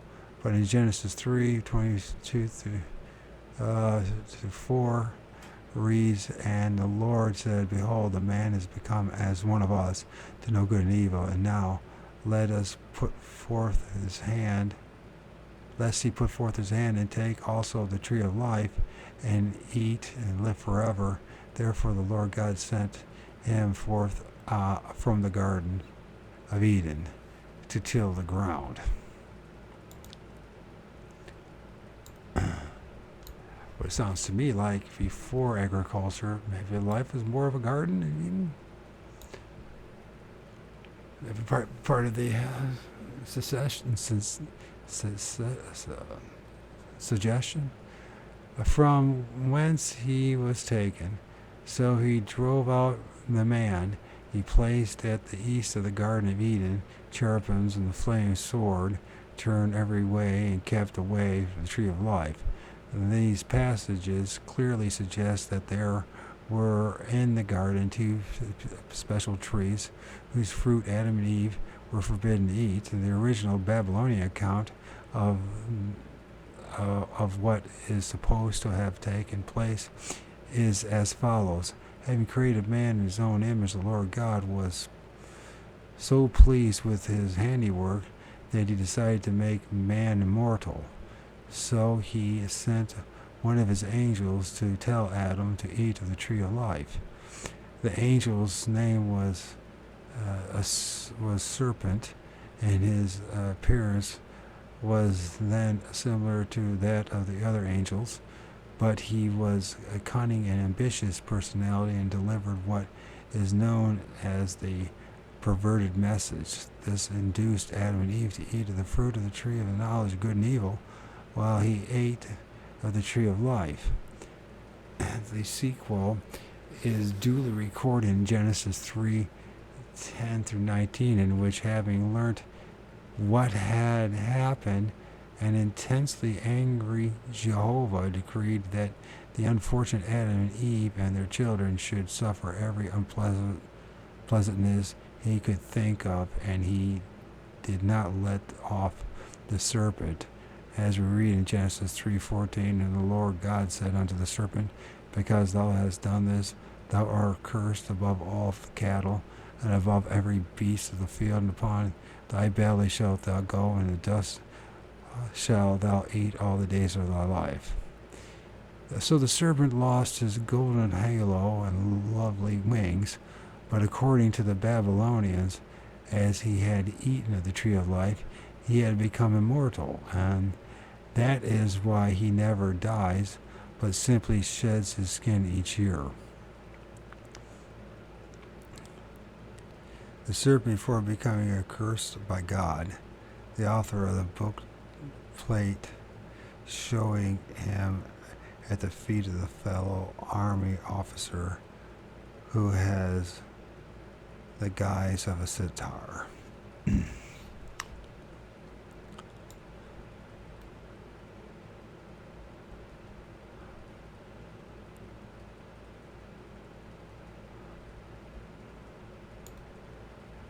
I was so intrigued by this delightful legend of the two trees that I asked the very talented artist Frank C. Papp, who did the beautiful illustration for the edition of Anatole France and James Branch Coble, to design me a book plate of this theme. The face of a centaur at whose feet I am sitting, absorbing the knowledge, is that of one Eric Gordon Toome, a brother officer of mine in the First World War. It was he who weaned me away at the age of 20 from reading nothing but light fiction, and to enjoy the fine English prose translations of the most famous foreign authors, accounts of the great civilizations of the past and Eastern teachings, a debt that it was impossible to repay, but at least I have been able to acknowledge it by passing his portrait into my collection of 4,000 books.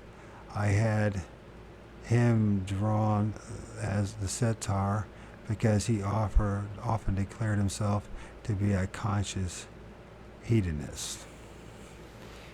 Reverting for more serious matters, the Hebrews also collected a legend of floods from the Babylon. It is quite possible that the story of Moses as an abandoned baby found among the bulrushes by the Pharaoh's daughter is derived from a similar story about Sargon, who became the king of Akkad. Probably the Hebrews also learnt their advanced magic there. The Kabbalah, upon the understanding of which the alchemists later based the great work, is usually attributed to the Jews, but according to one tradition, the Kabbalah was first taught by God to a certain chosen angel, two of whom, Uzzah and Azel, after being driven out of heaven with the rebellious Lucifer, taught it to Adam and Eve, and the art of witchcraft. The Kabbalah has handed down by way of Noah and Abraham to Moses, who became proficient in it during his wandering in the wilderness.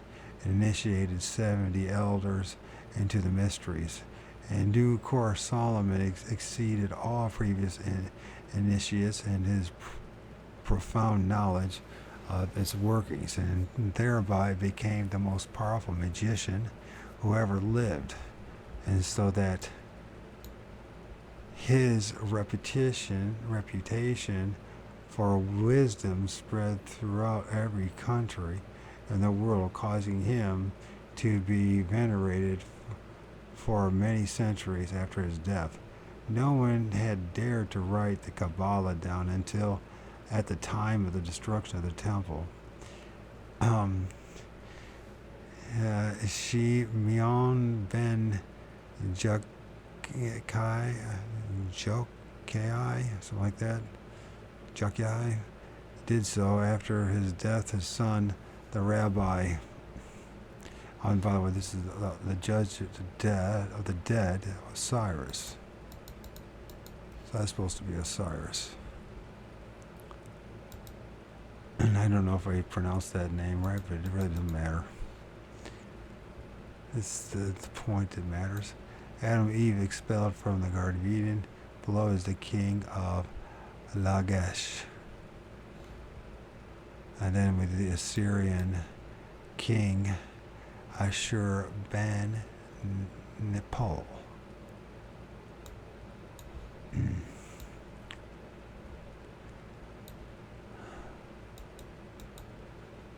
Eliezer and Rabbi Abba collected his treatise and produced the Sefer HaZohar, the book of the splendor, for which centuries later European alchemists learnt the secrets of the Kabbalah. But while knowledge of the Kabbalah was confined for a long period to the Jews, there can be little doubt that it had its origin either in Babylonia or Egypt, and more probably the latter.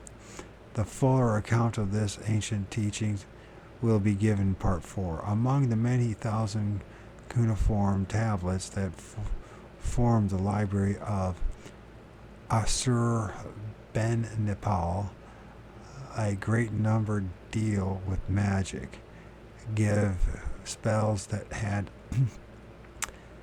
been handed down for many generations. As is universally the case, such enchantments were based on the belief that the mystic sympathy existed between the person to be bewitched and any part of him, such as a hair, nail parings, something he wore, or else a wax puppet upon which his name had been written. To cast a spell, 3 things were necessary. 1, to know the word of power by which a demon could be summoned. 2, to know how to compel him to carry out the order. And 3, to burn or destroy some property of the person to be afflicted or an image of him. Knotted cords have played a great part in magical ceremonies in every country from China to Peru. The belief being that one could imprison certain ills in the knots. The Babylonian priests used the mystic number 7 and and multiples of 7 when tying such knots. After suitable offerings had been made, they united them to relieve the patient of his pain. Then, facing towards the east, which is also universal in such practices, they lifted one hand to heaven and pronounced the conjuration. The ancient city-state of Sumer and its adjacent territories, Kish, and Eridu, Uruk, and Akkad, if I pronounce that right, then the rest all show a very advanced development, and particularly in building and astronomy. There are here square ziggurats, which were mounted by ramps up the sides, where the temple observatories. For them, the priests not only cast horoscopes but worked out many tables concerning the movements of the heavenly bodies according to the calculations that are acknowledged as correct by scientists today. Their artists were most talented, as can be seen from their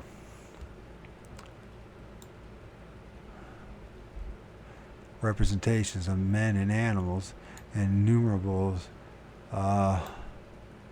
seal rings and cylinders and engravings in ivory and on spearheads, and that have been dug up. And perhaps the best example of all is the magnificent portrait statue of King of Lagash, dated 2022 BC. Their painted pottery was most decorative, and they had splendid chariots, golden helmets, and fine jewelry.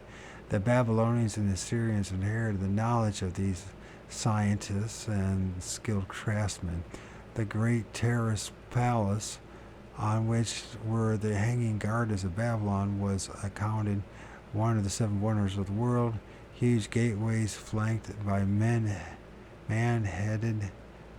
winged bulls, still testifying the ability of the sculptors. From Nineveh, great armies went out to conquer distant lands. Their cuneiform script was one of the earliest forms of non-pictorial writing, and it is laboriously chipped from slabs of stone. They kept most of the meticulous records of taxation, stores of food put aside against famine, and so on. As early as 2500 BC, the Sumerians were known to have been trading by way of Baluchistan with India. So it is not to be wondered at that. By that time they had already acquired a large pantheon of gods, inherited and obtained by local conquest and adopted from other peoples. The Sumerians, a theocracy, Marduk, the son of Ea, or Ea, whatever that is, a water god, and was the creator, and he molded the body of the first man from blood. Later, the principal divinity were a trilogy consisting of Shamash, the sun, Sin, the moon, and Ishtar, the planet Venus. The latter became known as Semiramis, then Astari, and extended her sway far and wide over the Phoenicians, Carthaginian people. Meanwhile, the Shamash and Sin had given place to the evil god Baal. So that's where the sin comes from, anyways. During the early Sumerian period, Marduk, like the horn god, had been regarded as neither good nor evil, but in latter times he became incorporated with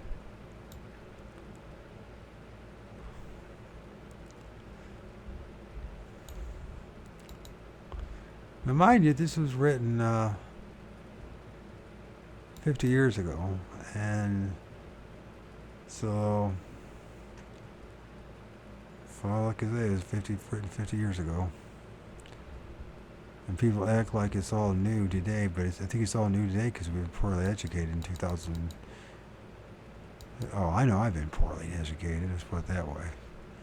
And I've never had anybody talk to me about this stuff, so. The opposite, an Egyptian tomb mold of the bolt designed to take their released spirit through the world of shades. Bel, as Bel Marduk and Moloch of the Bible, are one of the most terrible gods under whom it has been the misfortune of man to suffer. He was not content with burnt offerings of animals, but had to be propitiated by the smell of roasted human flesh. That's right.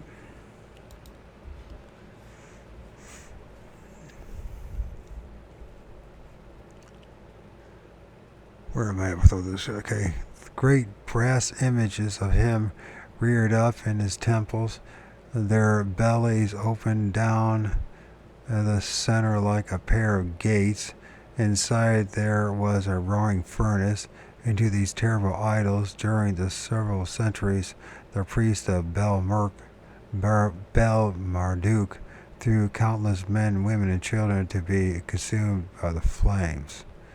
At this time, Marduk's father, Ea, very to pronounce it, I guess what it is, had continued in the background among the score of minor deities. But he had held a very special place. But he was the god of wisdom, and even the other gods went to consult him when in difficulties. It was he who stopped the rain and so saved mankind when Bel had sent a deluge with the intention of destroying humanity. I guess, or I don't know how you pronounce it. Should we find out? Maybe we find out real fast.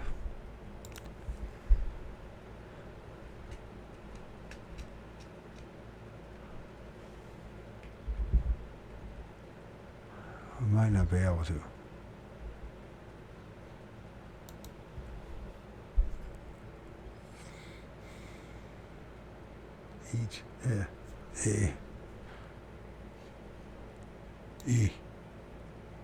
I don't know.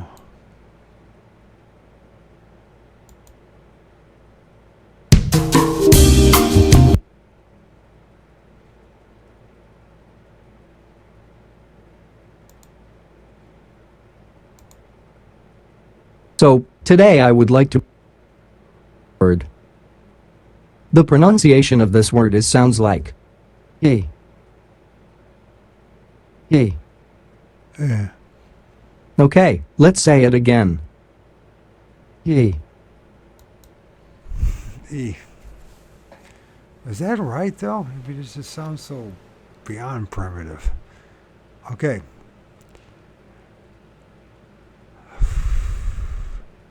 He was also the master magician. It was from him that the priests learned to cast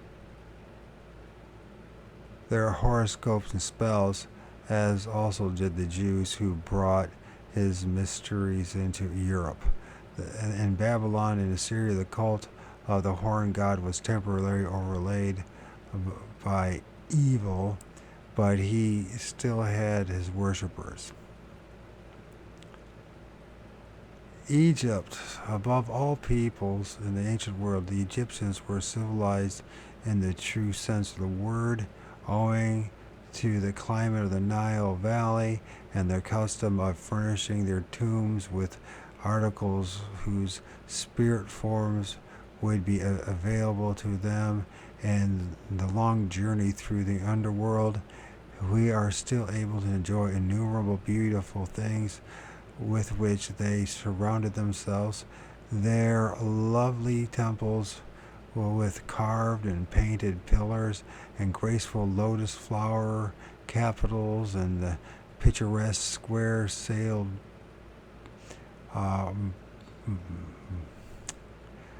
barques from which they fished and shot duck. Their war chariots with prancing and plum-crest horses and representations of the people themselves and their emasculated pleated white linen garments, their beautiful designed furniture, painted pottery, glass, and jewels. And their many papyri, they have left us accounts of a type of life they led and enabled administration of the two kingdoms and the just laws given to them by the pharaohs whom they looked on as divine.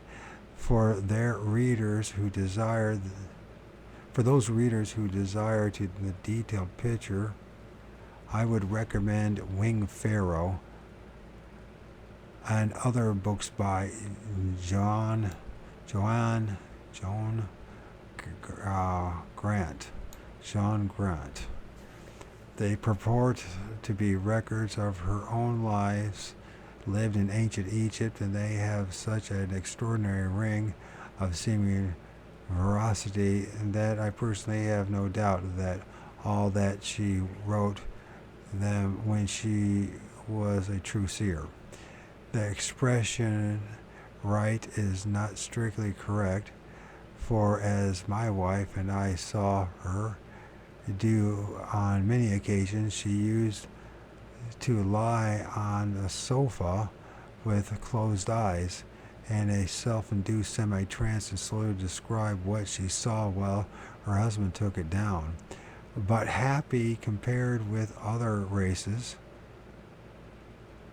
as people of the Nile appear to have been, their thoughts were never far from death, and the still happier existence in the life to come that could be achieved by righteous conduct. So much so was this the case that at their dinner parties, when they reached what would be our coffee stage, the butler carried around a miniature coffin containing a mummy to remind them that all of them must one day put off their envelopes of clay. The Book of the Dead gives a most detailed account of the terrifying journey the personality that survived death would have to make. Led through the underworld by the jackal-headed god Anubis, it was eventually brought to the Hall of Judgment. There, before Osiris, seated on his throne, it would be examined by assessors of the dead, and have to vouch for having kept not 12 but 42 commandments. Then its heart was weighed in a pair of scales against the feathers of truth, the result being recorded by the ibis-headed god of wisdom, Thoth, and only then, if the verdict was favorable, did it attain eternal bliss.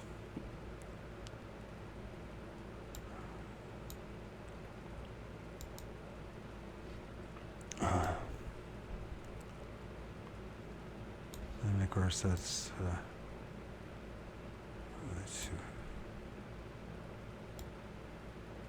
the heart of the dead weighed before Osiris against the feather of Thoth. I guess it means Thoth. The Egyptians had gone very deeply into the question of what it was that left the body and survived after death. Even the great Egyptologist, the late Sir E.A. Wallace Budge, found it by no means easy to differentiate between the parts of this entity, but the following is a brief summary of his findings. The Ka, this was the etheric double of the body. At death, it had to leave the corpse, so the relatives of the deceased had made a small statue called the Ka figure for it to occupy and put this with the mummy in the tomb. The Ka could leave the tomb if it wished, but usually remained there. It was sustained by the spirit doubles of food placed in the tomb, and as these were consumed, it gradually faded away. The Sahu, This was the soul, or a replica of the human body, which provided the richest ceremonies to be performed, set out through the underworld to the hall of judgment. The Kahibit.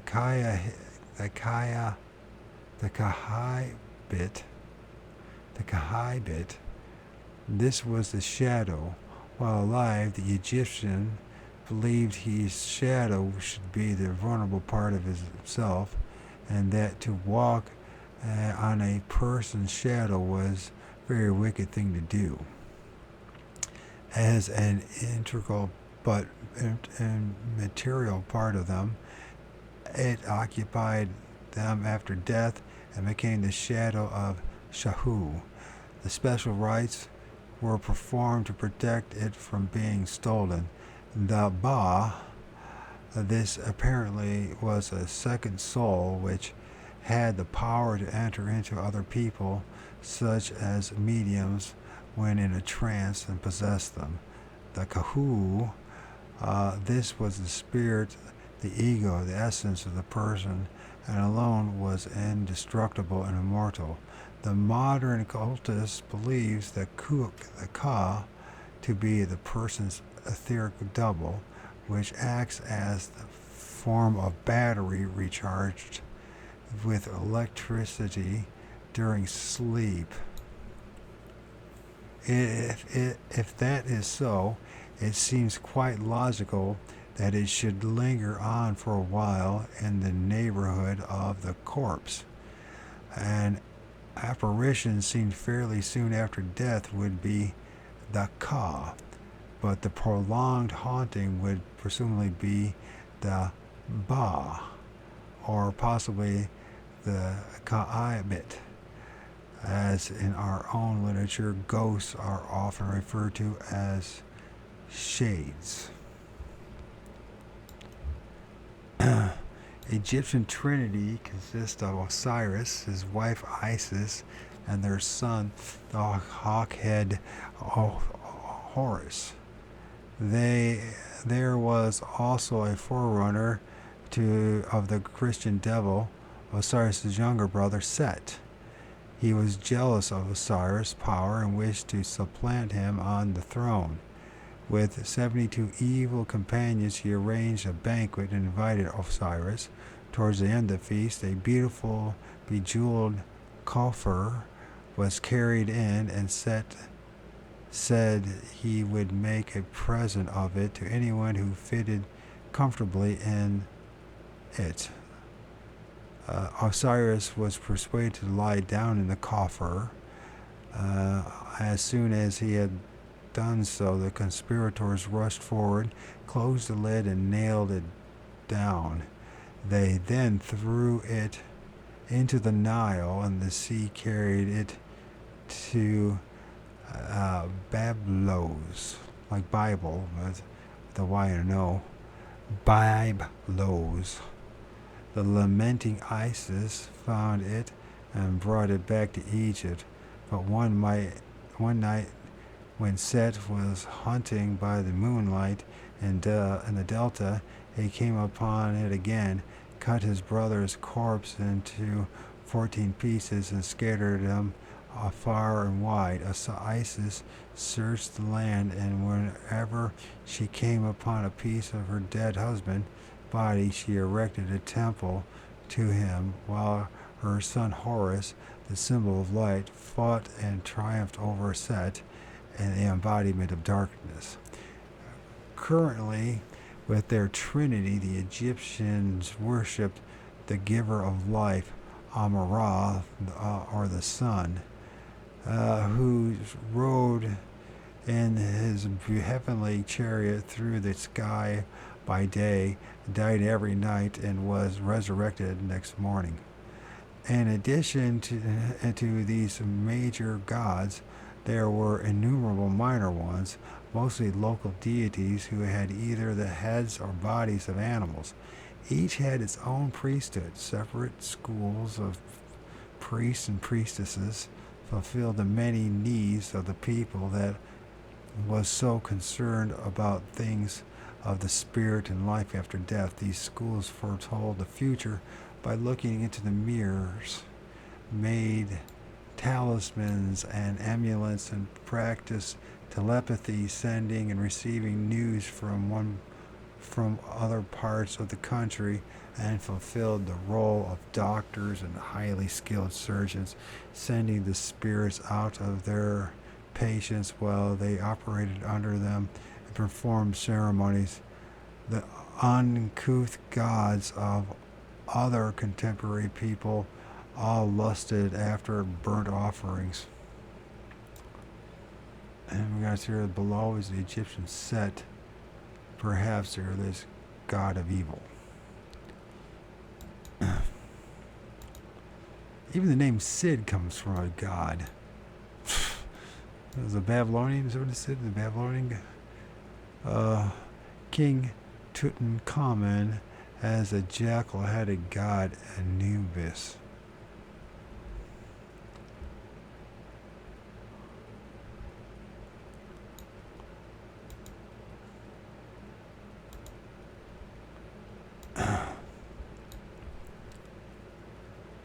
And many of them demanded human sacrifices, but the religious ceremonies of the Egyptians were on an altogether higher plane. They can be little doubt that among their priesthood were adepts, both male and females, who practiced magic, and there is good reason to suppose that it was mainly white magic. However, black magic was also practiced by sorcerers, and they used puppets to bring about death in the following manner. Having written the name of their intended victims on the image, they collected 7 stalks from the 7 date palms and made a bow with horsehair and shot the stalks like arrows at the image, saying, as they let fly, each one destroy B.A., the son of B. It is said that the Egyptian magicians could imbue clay figures with life. The following related in the Westcar Papyrus gives an account of such a happening. The pharaoh Nebka, who reigned about 3830 BC, went on to visit one of his high officials named Ab-Anur. The wife of the official fell in love with one of the pharaoh's bodyguards and allowed him to seduce her. Learning of this, the Ab-Anur made a wax model of a crocodile 7 pans long, having recited the incantation over it, ending with the order, when the man cometh down to bathe in my waters, thou shalt seize him. He gave the model to his servant with orders that when the soldier went for his morning swim, it should be thrown into the water after him. This was done, and the model immediately turned into the living crocodile 12 feet long, seized the man, and dragged him under the water, where they both remained for a week. On the 7th day, Ab-Anur, while out walking with the pharaoh, invited him to come and see the wonderful thing. When they reached the bank of the Nile, Ab-Anur commanded the crocodile to bring the soldier up from the river bed. The magical animal obeyed, and upon which Ab-Anur told the pharaoh how the man had seduced his wife. The pharaoh then said to the crocodile, take that which is thine and be gone, snapping up the soldier again, and his terrible jaws and beast plunged back into the river with him. As I have remarked earlier, magic is an application of scientific laws that are still unknown to our recognized scientists, and one cannot help wondering how much of the scientific knowledge possessed by the Egyptians was due to their study of magic. we need go no further than the Great Pyramid to establish the fact that the Egyptians possessed scientific data that did not become known to the modern world until the 19th century. And it's questioned they actually even mailed it, the Great Pyramid of Giza. It is said to have been built between 2640 and 2622 B. So it's 2045 to 2022 BC. But I'm not sure if that. I doubt if they even built that Great Pyramid of Giza. But Khufu, and as the Greeks called him, Cheops, the second king of the fourth dynasty, after 4,500 years, it remained the most massive building ever erected by man. Its base covers 13 acres, even after various depredations. It is still 474 feet high, which is 100 feet higher than St. Paul's, and it contains some 2,300,000 blocks of stone weighing estimated 5,923,400 tons. In the opinion of the author, the great deal of nonsense has been written about these pyramids by people who have sought to prove that it is a mystic creation by which the prophecies of the Bible were translated into stone. And they aver that it foretells 6,000 of history, where the descending passage meets the ascending passage. It is taken as the biblical date of the Exodus, 1486 BC. The end of the ascending passage, where it reaches, is the Grand Gallery. It is said to indicate the birth and 4 BC and the death AD 30 of Jesus Christ. The low passage leading to the antechamber of the so-called King Chamber is believed to be given the date of the beginning and the end of the First World War.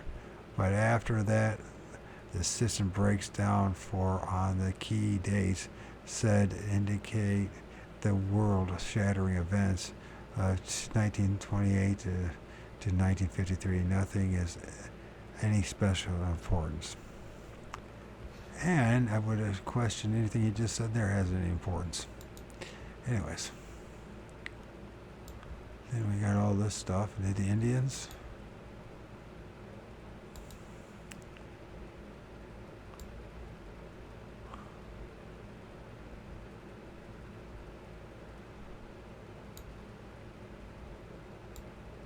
Moreover, as one of the basic dates, they take the biblical flood to have occurred in 2345 to 2344 BC. And while it is now generally acknowledged that the Great Flood did take place, such evidence as we have for it puts it approximately 900 BC. Finally, and actually now our state is more like 13,000 BC. Finally, the pyramidists assert that the secrets of the pyramid were not meant to be discovered until comparatively recent times, and that this remarkable revelation was designed entirely for the benefit of the British. Let us return to the brass tacks. The unit of measurement used in the building of the pyramid was the inch. 1,000 pyramid inches equals 1,001 British inches, and the Egyptians' sacred cubit, which measures 25 inches, at the base of each side of the pyramid measures 9,068 inches. Nowhere is there more than a very slight error, and the huge blocks are set so perfectly together that one cannot get a penknife, and we've heard this 1,000 times from people, right, between them. Some of the blocks weigh up to 70 tons. The pyramid, by the ratio of its original and intended height to the perimeter of the base is nearly as near as possible square the circle. Moreover, the sum of the two diagonals of the base is 25,806 to 826,000 and 540 inches, I guess it would be, which is very close to the number of years of the precession of the equinox. And the measurement also embody the days of the year and the fraction and the numbers of days in a century and the distance of the sun from the earth. The builders of the Great Pyramid based their inch on the year's polar diameter, and their calculation was not very far from the present accepted standard of 500,540,000 British inches. How was this achieved? The pyramidists have us believe that a small body of people of another race and far higher intellect arrived to Egypt from Central Asia, and they designed this amazing structure for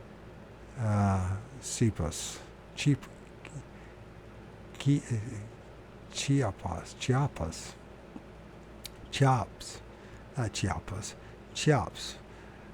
But had that been so, where is the land from which these people came? It is surely inconceivable that they and their forebears would not have built the pyramids for themselves in it. But in the past half century, the aeroplane has enabled men to survey the earth in a new way, and most desolate wastes of the Central Asia, Arabia, and Africa can hold few seekers from us now. And such mighty indestructible buildings as the pyramids would certainly not have gone unspoiled. Other speculators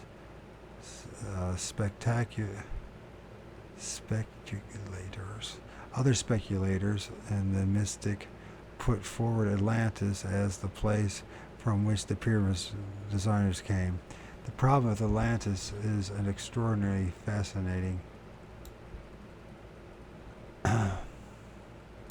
and many similarities in early cultures of the Mediterranean and Mexico make it impossible not to believe that there was considerable communication between the two continents long before Columbus crossed the Atlantic.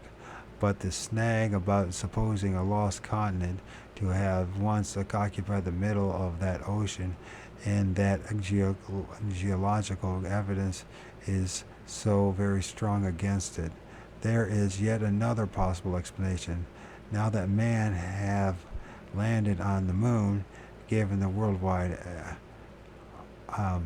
anarchy, nuclear war, or cosmic calamity do not destroy our present civilization, there can be little doubt that within the next 100 years man will land on Mars and other more distant heavenly bodies. It is now recognized that the stars can be numbered in the trillions, and the high proportion of these suns have planets circulating around them, and a conference of eminent scientists produced what is known as the Great Bank Formula, a conclusion that at least 50 million other planets have life on them. The distance to them can be overcome by freezing astronauts for a suitable period. And recently, Russian froze several dogs for 4 days in solid ice, then revived them to the perfectly normal state of animation. Let us suppose that the year 2000 and X, a rocket from Earth, belches fire from its tail and descends with a thunderous roar on a planet whose inhabitants were still living in the Stone Ages. What would be the reaction of those people? They probably would kill them, is what they would do. If if they're anything like us. And that's what we do with everything else that threatens us. And they would only assume that our Earthmen were gods who had arrived from fiery chariots. And then it says the opposite is many armed goddess Draga killing a demon while her tiger mount attacks a lesser embodiment of evil. And this is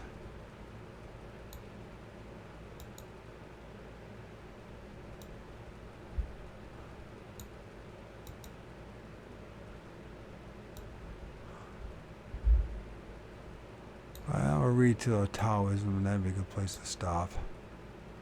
I find the Great Pyramid of Giza kind of boring, actually, but it is possible that in dawn of history, astronauts from another planet arrived here in a space vehicle, and that it was they who were responsible for the building of the Great Pyramid and many other unexplained marvels of antiquity. People argue, some people say it was ancient man before the flood. Who the hell knows who built it? That's the problem. Nobody knows. We're just speculating. Okay. The building of the Great Pyramid and many other unexplained marvels of antiquity. That is the theory recently put forward by Eric Van Doniken in his book Chariots of the Gods. Not only in the Bible, but also in the folklore of nearly every people, there are accounts of these visitors from outer space, believed to be gods, of a new knowledge that they brought and the great works they performed and their promise to return.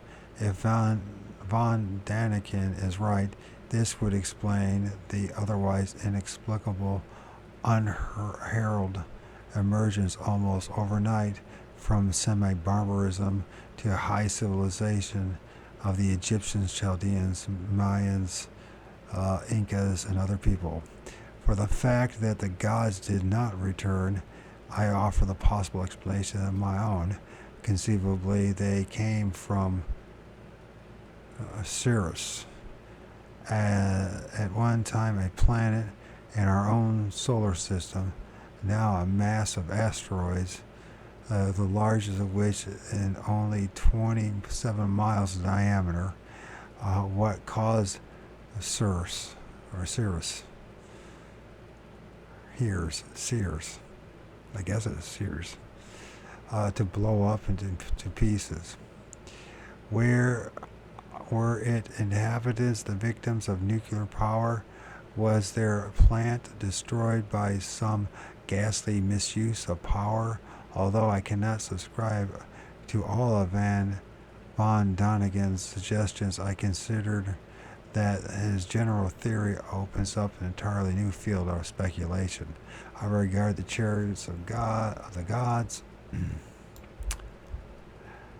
as an epic-making book that should be read by everyone interested in the history of mankind. Before we leave this subject, there are two further points of interest I would like to mention.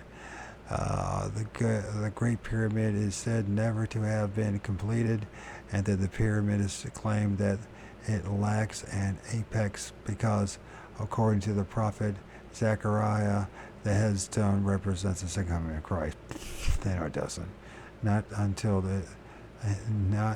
that occurs will the apex be placed. The second coming is supposed to happen in their generation 2,000 years ago.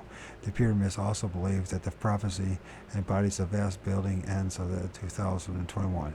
Let us hope that this cannot be taken as a sinister corroboration of Nostradamus' prophecy that Paris will be destroyed by a flight of man-made birds coming from the east in the year 2000. Of course, neither one of those things happened. Whew. I have spent a lot of time reading this week, and I suck at it. But I gotta keep doing it, man. I gotta do some writing tomorrow. I miss playing my guitar too. I missed having an opportunity to do stuff with my son, but my son doesn't want to do anything with me. Taoism. It is a far cry from Egypt to China, but it comes next on our list because civilization there evolved not very long after it did in the valleys of Nile and Euphrates. The Emperor Yao is said to have ruled from 2356 to 2255 BC.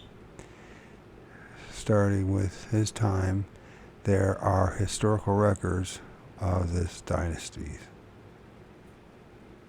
By the time that the numerous tribes of the prehistoric period had coalesced, China had acquired a large pantheon. The supreme head of these, who was credited with the creation, was known as the august personage of Jade. His wife was a mother queen Wang, and they dwelt with the other immortals on the Kunlun Mountains. Among them were representatives of the sun, moon, rain, thunder, wind, learning, and happiness, all four dragon kings, who were in the immediate henchmen of the august personage of Jade. Chinese pantheon, unlike all other, was run as a bureaucracy. The gods were ministers, and from time to time had to report to their work to the august personage. If he was not satisfied, he sacked them and appointed others in their place. Their attitude has always been taken by the Chinese towards the idols representing the immortals.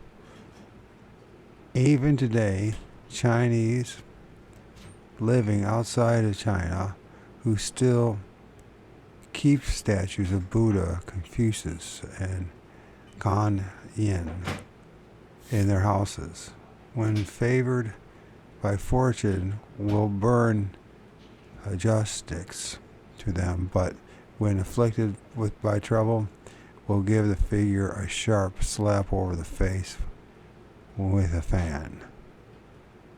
Kuan Yin succeeded Mother Wang as Queen of the Heaven. I am the fortunate possessor of one of the most beautiful carvings of her that I've ever seen. As the giver of children, she is usually carrying an infant.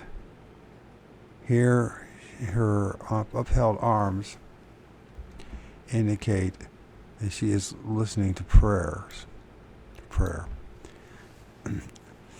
I need hardly add that I have never slapped her face.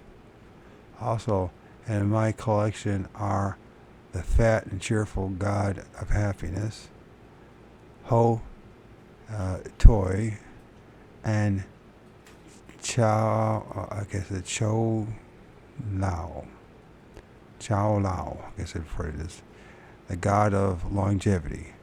Later is said to have been carried in his unfortunate mother's womb for 80 years. The height of his forehead indicated the vast knowledge he acquired during this long pregnancy, and the peach he is carrying is a symbol of longevity. The Chinese gods and goddesses, like those of other pantheons, were subject to human frailties.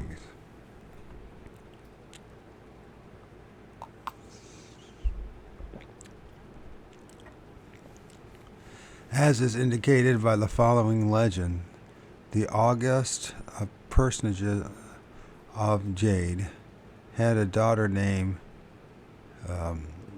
China, or Chennai, maybe that's how it is, Chennai, who was known as the heavenly sphincter.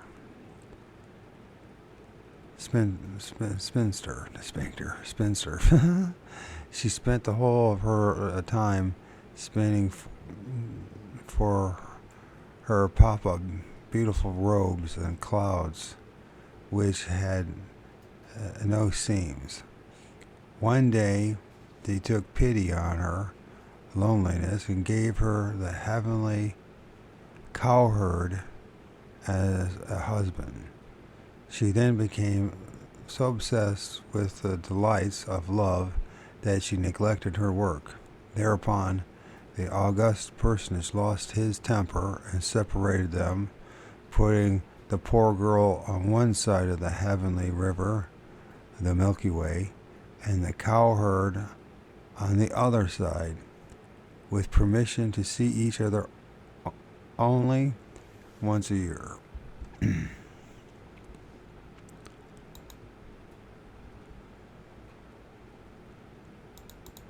And I guess this is what we're supposed to be talking about here.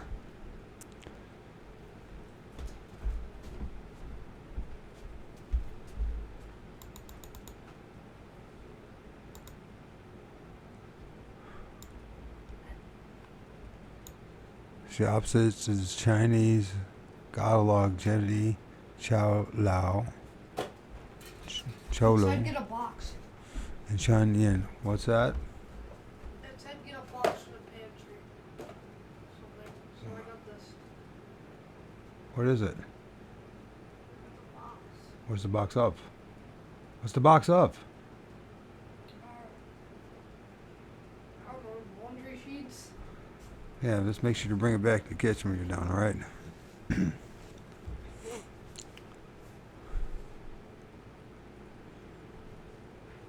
Do you have a ruler as well? No, it says don't use a ruler.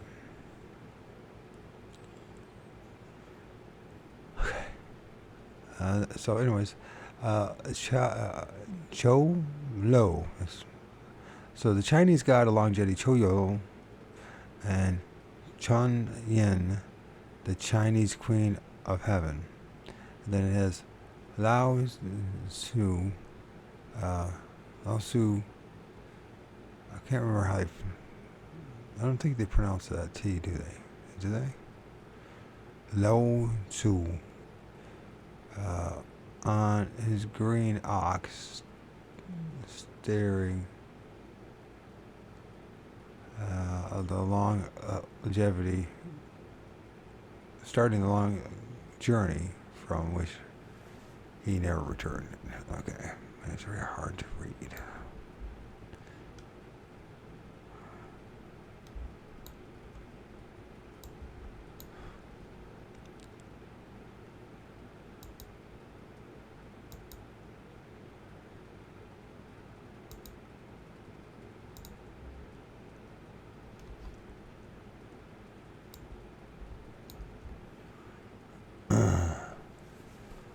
For the Chinese people were not destined to depend indefinitely on the freakish will of their and times and terrifying gods and goddesses.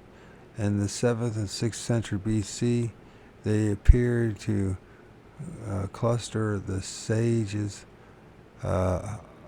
Zoroaster, Lao Tzu, Gautama, and the Buddha and Confucius, whose teachings are destined to alter the spiritual thinking of the great parts of the world population. In China, the second of these, Lao Tzu, or Su, I don't know, let's find out how to say it. I always say that thing wrong.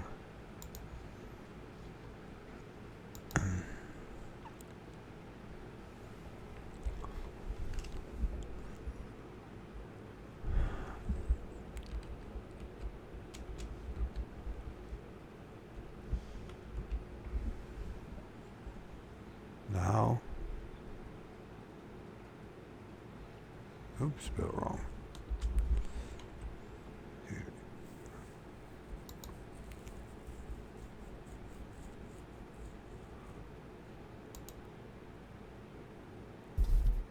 Chinese philosopher. Chinese pronunciation. Lao Tzu. Lao Tzu. English pronunciation. Lao Tzu. Lao Tzu. Why do we always say Lao Tzu? Lao Tzu. Chinese philosopher.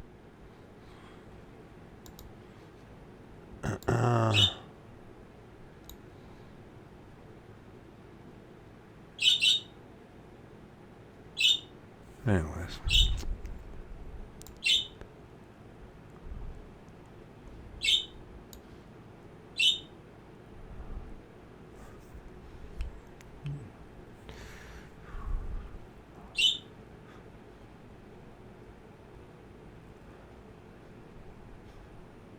Sorry for the lack of audio, but maybe you're better off not hearing me. Anyways.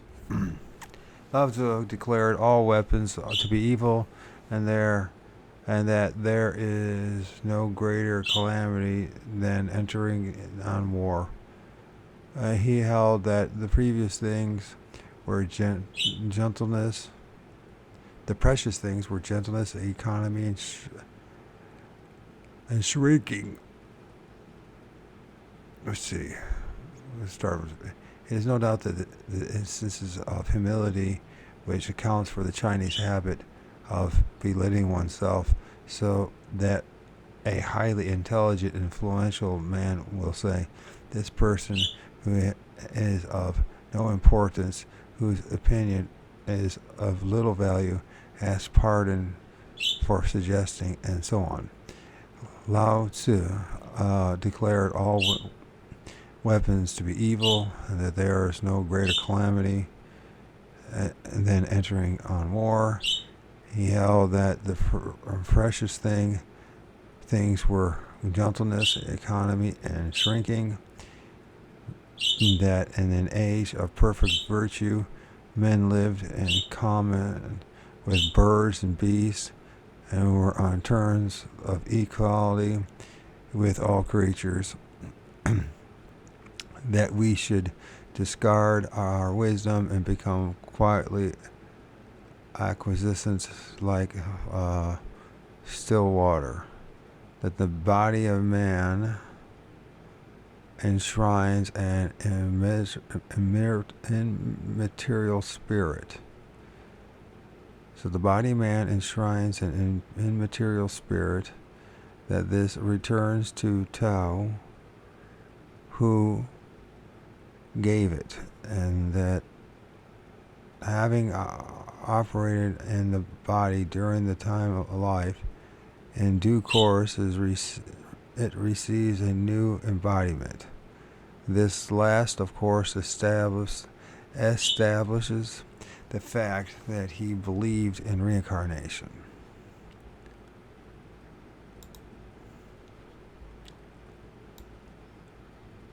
Chinese Hell Guardian. And pointed ears. Look like some kind of fat gremlin. After having spread his teaching and bestowed on his disciples, I mentioned this, I pronounce it he's. Tao Tzu. I guess. We'll say his. His.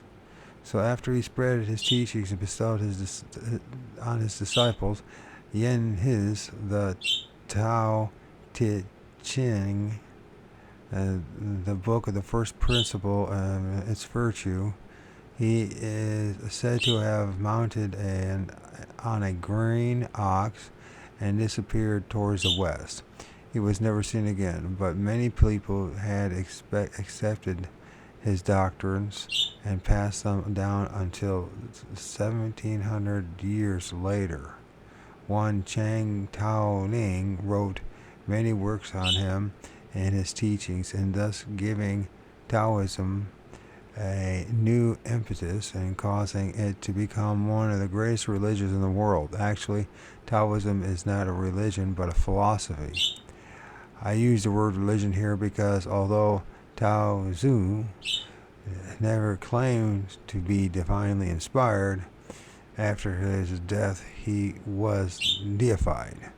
A considerable mythology grew up around him, and he was credited with the power over many fearsome demons. For some uncountable reason, he came to be regarded as the father of Chinese magic, and the witches and the warlocks of the Chinese, known as Wu, W-U, of which there have always been great numbers, associated themselves with his cult. Nevertheless, although Confucianism was the pre-communist official religion of China, Taoism continued to be honored, and before the revolution, its titular head, known as the Celestial Master, was ceremoniously received annual by the Emperor of the Temple of Heaven. And then we got India.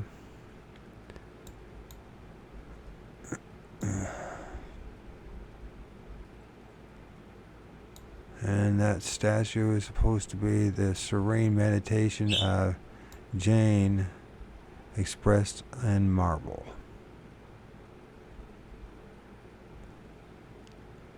Weird looking art. India. The earliest tribes that lived in the Indus Valley were probably indigenous, as with the Indians of North America. The Eskimos and their primitive races, their society may well have been based on totemism. So totemism. This is the practice by which groups of people associate themselves with some other living thing, usually an animal. The totem is identified with the life of the group. The harm of the species is therefore taboo. Totemism, it was doubtless the origin of the sympathetic magic, which on the dark side plays such a large part in the operations of witches and sorcerers. Its peak is reached when a black magician makes a wax image of a person he wishes to harm, writes the victim's name on it, and then good start, man. Keep going, man.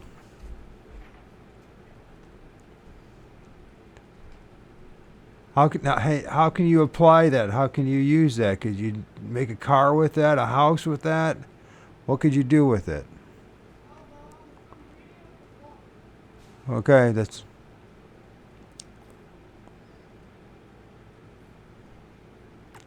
the peak of reached the black magic is a wax image of the person which he wishes to harm, writes the victim's name on it, and sticks thorns in it or melts it in front of a fire while reciting appropriate curse. Thorn in the side of this black magic. That's what Paul was talking about, huh? Yeah. The discoveries made at the buried city of Mohenjo-Daro and signed in Harappa and the Punjab show that as long as 2500 BC, the country beside the river Indus already had an advanced civilization with a literate populace wheeled vehicles, high brick buildings, and an effective drainage system. About 1500 BC, the Indus Valley was overrun by Aryan tribes from the northwest for a considerable time until they had blended with the earliest inhabitants.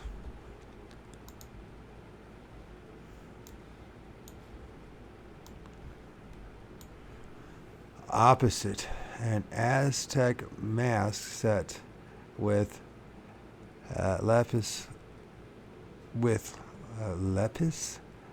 lazuli.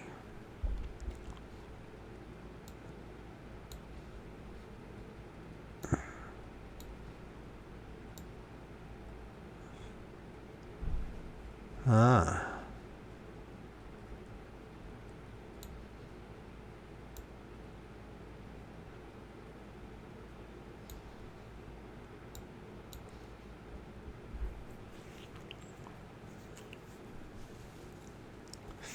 The position of the invaders, rather like the Normans after they had conquered England. During the intermixture of races, the unique social structure developed that we call caste. Its origins were complex, but that they must have been largely racial and is suggested by the fact that the Indian name for caste was, as it remains, Varna, meaning color or complexion. Of the four castes, the highest comprised the Brahmins, or the priests. Their duty was to teach the scriptures and direct the religious ceremonies. They also had charge of scholarship and science and observed the heavens and made the calendars. The second caste was that of the Kshatriyas. Kshatriyas, the warrior nobility, who governed the country and defended it by force of arms. Next came the Vaishyas. The Vaishyas? The traders, farmers, and artisans.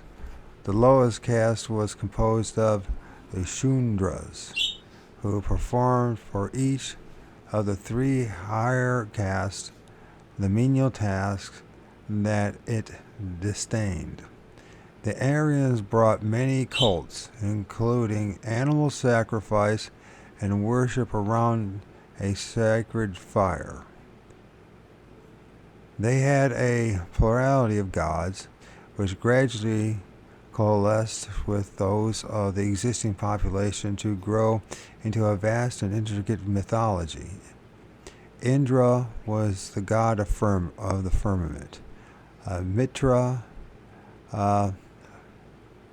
ruled the day. Varuna the night. Surya, the spirit of the sun, gave light and warmth.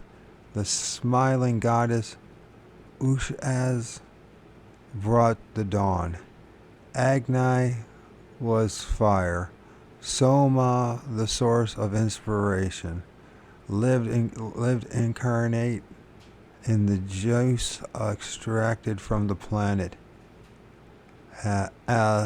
Eclipse acida, and then fermented to be drunk by the Brahmins and offered as a labation.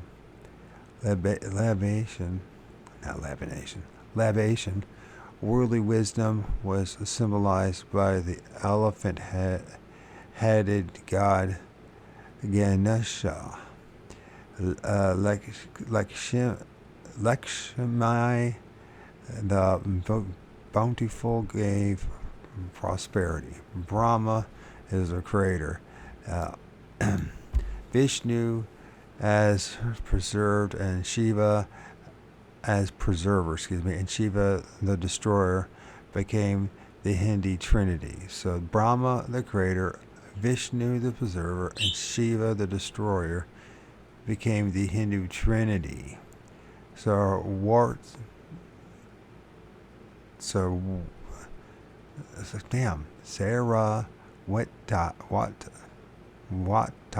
Sarawati, originally the river goddess, was transformed into the daughter wife of Brahma and seated on a lotus, her brow bejeweled the slender crescents, presided over learning and the arts.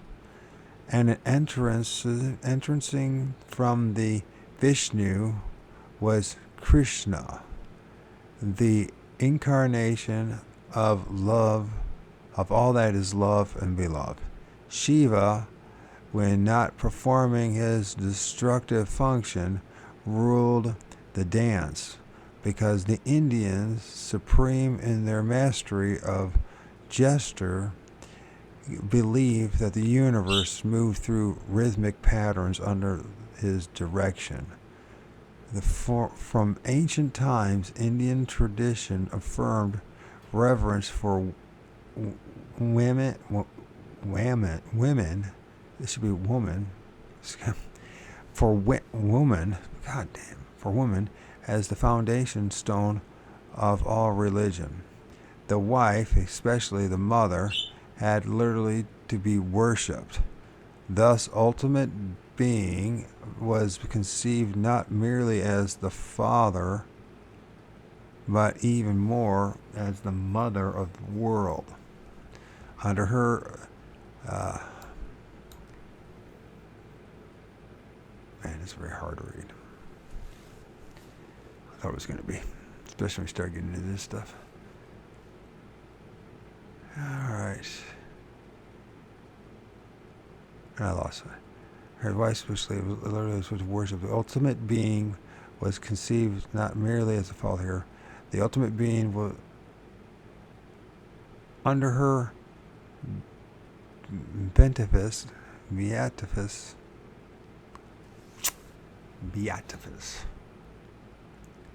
I don't think I'm saying that right.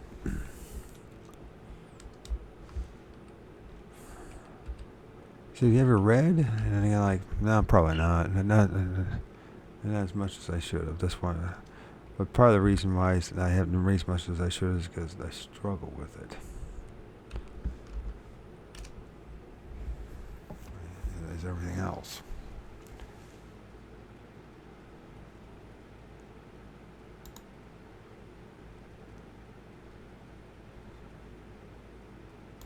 Beatific. Beatific.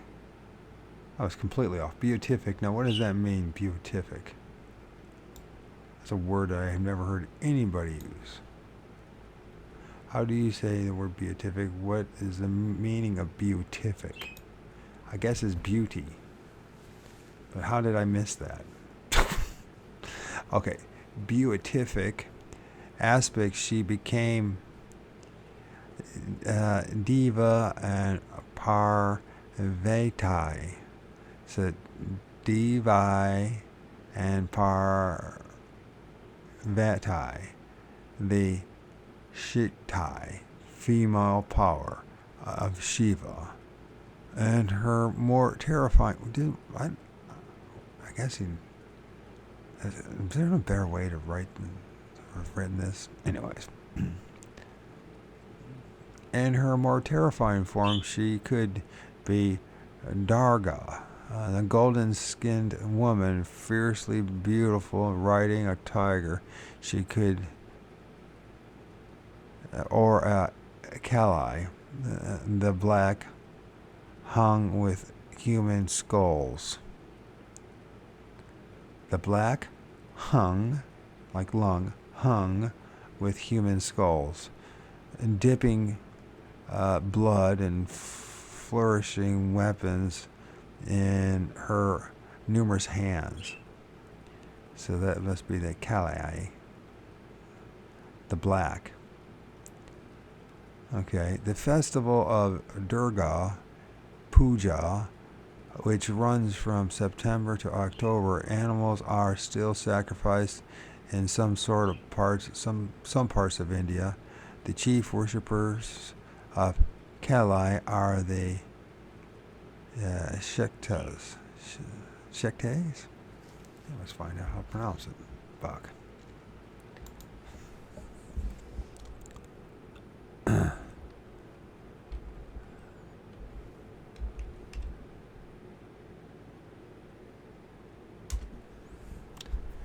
Shektas.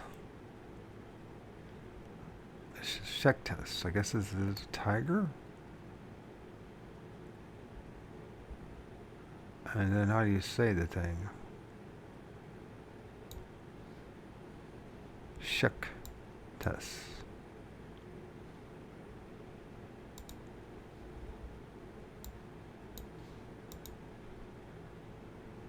Shaktas. Shaktas. Your Shaktas.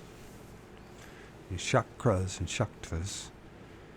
Okay, they're believed draw authority from the Tantras, scriptures famous for their central place they give to sex. By contrast with the abstinations typical of Indian religion in general, tantric rituals are carnal. They involve 5 factors: wine, red meat, fish, symbolic gestures, and coitus. Coitus. I think I know what it means. Coitus. Which I fancy way of saying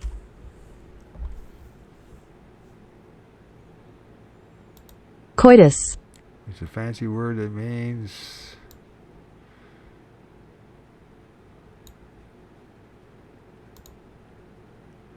I had sex. So I haven't heard that word in a while, so I knew it. I haven't heard too many things. I got no one to talk to, so. The highest Indian teaching treats sex as a means of spiritual development, transmuting basic forces through the beauty of mutual feelings. But the tantrism on its sinister side is orgiastic, and can rapidly become black magic. Among the most infamous is Kelley's devotees, were the thugs, the fan cigars, noose users, who took travelers unaware, strangled them from behind. Although robbery often occurred, the assassination was essentially to a perverted form of ceremonial, and the victim's death was an offering to the goddess. During the last century, the British eradicated thuggee. That's where the thuggery comes from, the thuggee and thugs. But as I shall point out, as the conclusion of this book, in the West recently, though so far on a small scale, the ritual murder has once more raised its cobra head. And then we got this lovely thing here.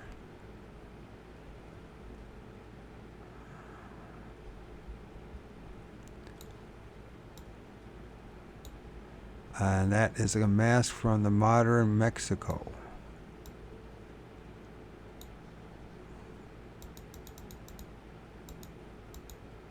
And it looks like the killer rabbit. A giant rabbit or something.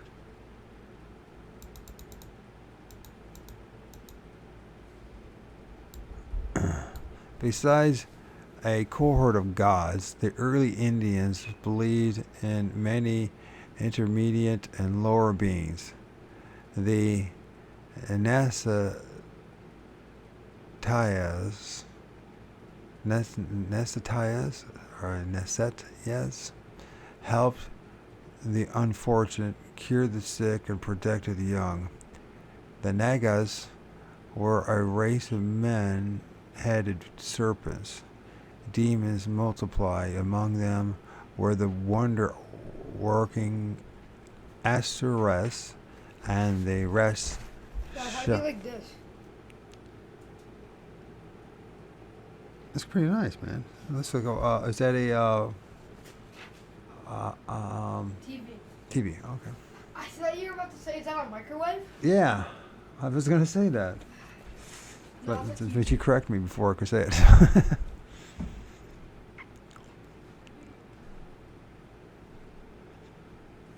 To this diversity of beings, an innumerable shrine. I missed. Okay, so the Rakshas, who delighted in violence, gluttony, and lust. So, to this diversity of being, innumerable shrines were raised. The Indian religious architecture, even though it may encase no more than a simple chamber with one image, springs outwardly into a staggering elaboration. Carvings of exquisite detail show gods and goddesses, snakes and devils, withering and erotic embracement or relentless combat, sometimes uncanny in their effect on the beholder. They express the whole range of possible emotion, from the transcendent to the depraved. By nature, Indians, perhaps more than any other racial group, tend to regard the unseen as more real than the seen. This readiness to believe renders their country a fertile soil for every kind of superstition and perversion, sorcery, and diabolism, diabolism,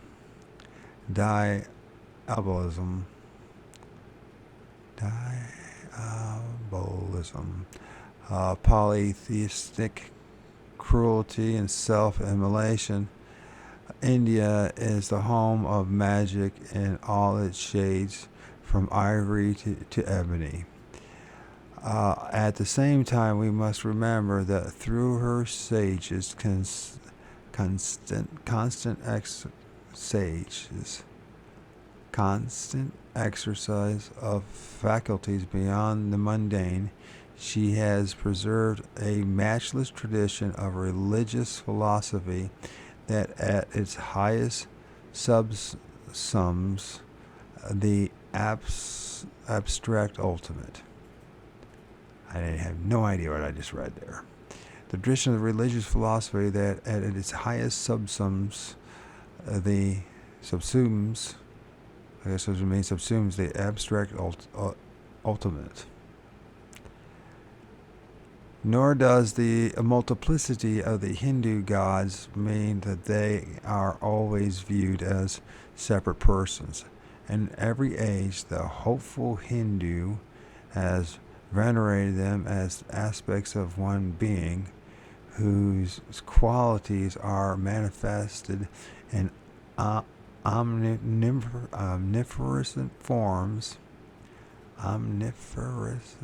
forms. And did not the Lord Krishna say, "Whatever God a man worships, it is I who answer the prayer"? I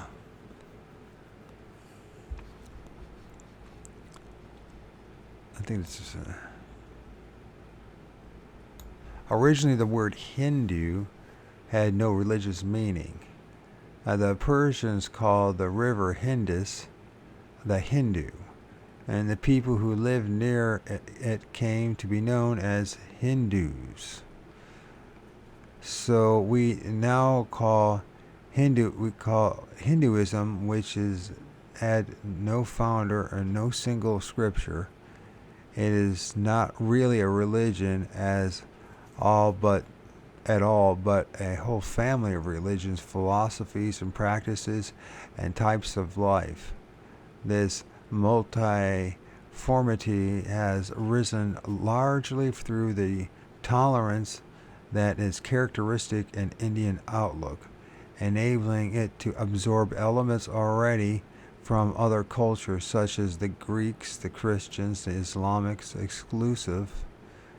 It does not repudiate alien views as fit only for pagans and infidels, to whom salvation is denied. A basic feature of Hinduism is the belief that reincarnation, the doctrine that higher part of man does not die with one body but may become clothed in other bodies to work out results of actions that he has already performed. Such outworkings is thought to proceed under the law of karma, by which a man through successive rebirths may learn from his mistakes, repair the evil that he may have done, and acquiring greater powers and opportunities, reap the benefits of the efforts that he has made. Beyond this, in many Indian teachings, we find a preoccupation with ways to escape altogether from the wheels of rebirth. At the primitive stage, karma was often conceived as involving transmigration, by which someone who had behaved in a way unbecoming to the human level would be transformed to a lower animal, so that a cruel man would become a tiger, and a greedy one a pig, and a furtive one a rat, and so on. This part caused the feeling for the inviolability of all life, that as another great feature of Hinduism. So, it is carried to an extreme by some sects, such as the Jains, who take extraordinary precautions to avoid harming even a slug or a flea. Inviolability. Inviolability. Okay. The development of the Indian religious view may be divided roughly into three periods: the Vedic, the Epic, and the Scholastic. During the first, which goes back to an oral tradition before the middle of the second millennia BC, arose the fourth Vedas and the most ancient Hindu scriptures. Of these, earliest was the Rig Veda, a collection of mystical chants and invocations.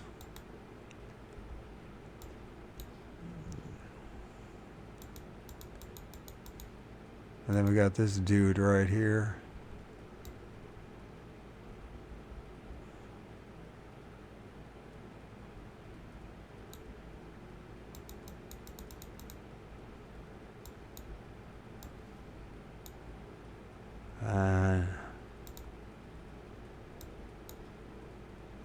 A sadhu, or holy man, whose smeared face reminds him that his body must return to ashes.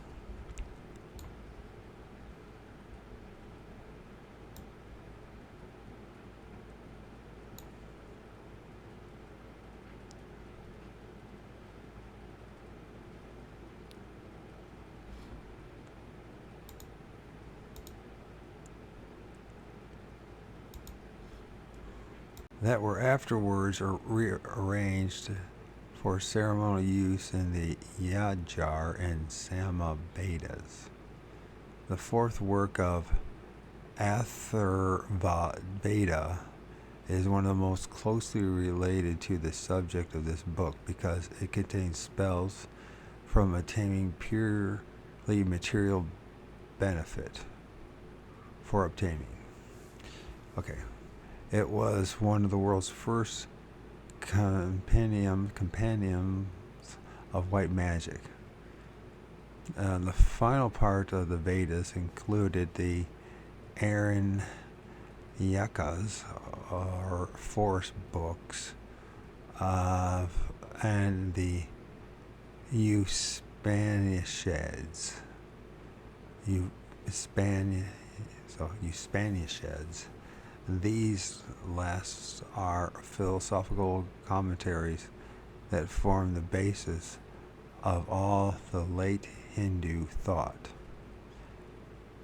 From about the 7th century BC, traditional stories were gathered into two great epics, the Ramayana and the Mahabharata. The first, The Way of Rama, recounts how Sita, the wife of the Indian king Rama, was carried off by Ravana, the finished king of Lanka, now called Cleon, and how Rama, with the help of Hanuman, regained her. Rama is worshipped by many Hindus as a divine incarnation. At the very least, he is regarded as the ideal Hindu ruler, with Sita as his faultless consort, an embodiment of all the virtues that the Indian woman should possess. The Mahabharata, the great war of the Bharats, which contains something like 3 million words, is the longest poem known. On the surface, it records the conflict between the Pandavas and the Kauravas, two branches of the same family, but the whole is profound allegory on the meaning of life. It uses every literary device ever invented and embraces every type of personages and situation possible in storytelling. The essence of the work can be found in the 18 chapters collectively known as the Bhagavad Gita, the Bhagavad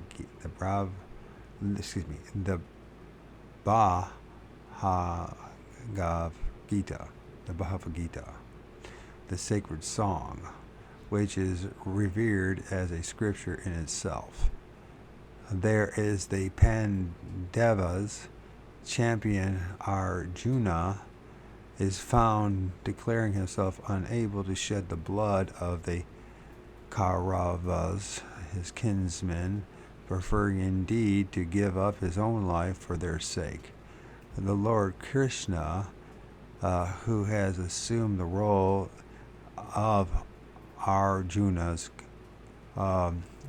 charioteer, teaches him that though he may apparently destroy the bodies of those opposing him, he cannot touch the spirit, which is without beginning or end. The Gita is a heroic dialogue on the saving power of love, and with the special detachment, the need for precipitation on outward events.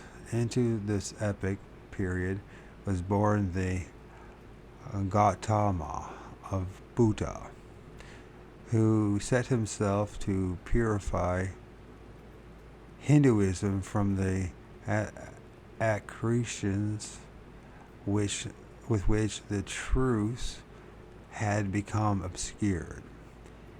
He taught that without dependence on priesthoods, rituals, or privileges of caste, each man must strive for enlightenment through his own efforts, An outline of the Buddha's life and message is given later in this book. Towards the 2nd century A.D., scholastic period followed when the Indian concepts began to be enunciated through highly defined thought structures called the 6 systems of philosophy. The most important is the Vedanta, and as the consummate unfoldment of the principle expounded by the Upanishads.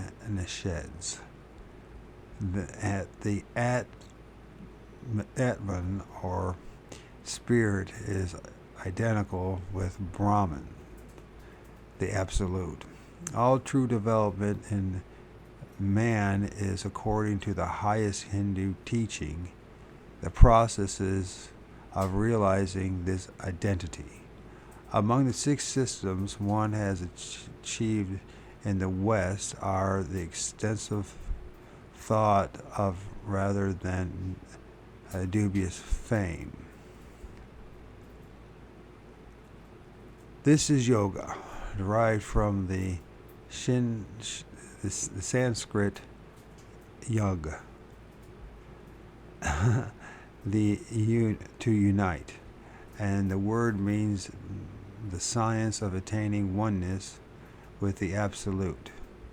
Its practices take various forms adapted to different types of people. Thus, the Bhakti Yoga concerns devotion, Jnana Yoga, the acquisition of knowledge, Mantra Yoga, the intonation of sacred sounds, Karma Yoga, the active life, and Raja Yoga, the understanding of oneself from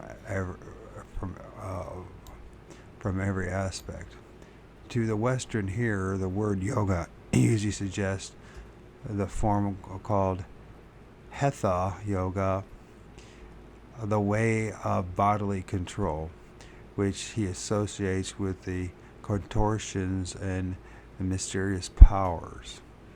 This yoga, however, has precisely the same object as the other forms. It includes 8 steps. Avoiding Sanskrit words, we may say that the first 2, which ensure the ethical preparation essential to all typical Indian teachings, are to refrain from wrong kinds of behavior and to pursue the right kinds. The third, and we got a picture here of him doing his yoga thing. Third step is physical, the mastery of posture. Hundreds are known, each more complex than the last, but the 2 most vital are the lotus position, a way of sitting erect with legs folded and standing upside down. The 4th step is also mainly physical, the control of breathing. All the further steps are inward, and as broad English terms, they may be described as withdrawing attention from external perceptions, directing it upon its internal object, namely that self which is identical with the absolute, becoming absorbed into that, and finally achieving with it the unity that brings total illumination. I have dwelt upon these steps because I wish to record the true practice from whose misuse derives one evil engendered by that spirit of negation against which, throughout this book, I speak as clearly as I can. In this case, it is the Fekurism. This occurs when the object of Hatha Yoga has been forgotten and contortions are performed for their own sake. A fucker may, for instance, keep his limbs outstretched until they wither. He has to be carried about like a rotting log. Occult powers simulated by perversities of this kind have no value for the real development of man.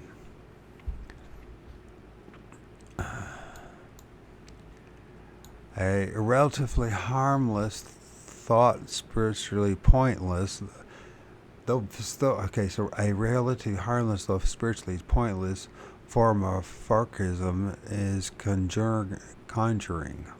The best known example is the rope trick, in which a rope is said to be thrown up in the air by a furka and climbed by a boy who disappears at the top and then suddenly reappears upon the ground. Strangely enough, although almost everyone has heard of this, I never have, one never seems to meet any reputable person who has actually seen it done.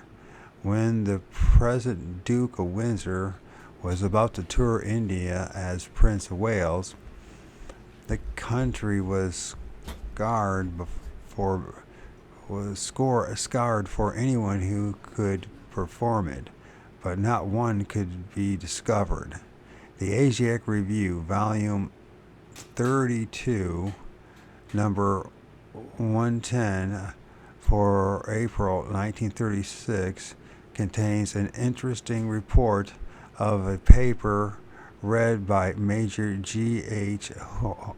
Rook, embodying various accounts of rope trick,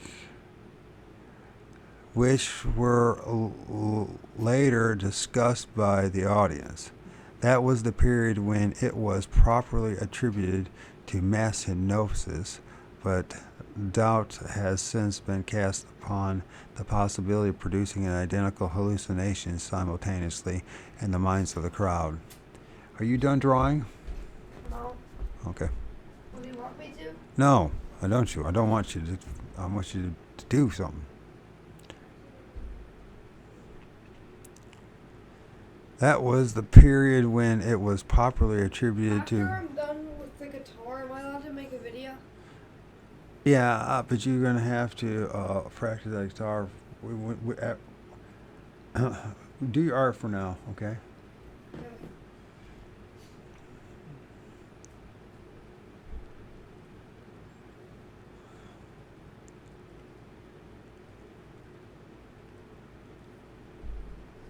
Embodying various accounts of the rope trick, which were later discussed by the audience. That was a period when it was popularly attributed to mass hypnosis, but doubt has since been cast on the possibility of producing an identical hallucination simultaneously in the minds of a crowd. The least unsatisfactory explanation I know was supplied by a Bannister himself, a hypnotist, conjurer, and member of a magic circle, from the report of a witness whom he had every reason to consider truthful. The observer added one notable factor to the usual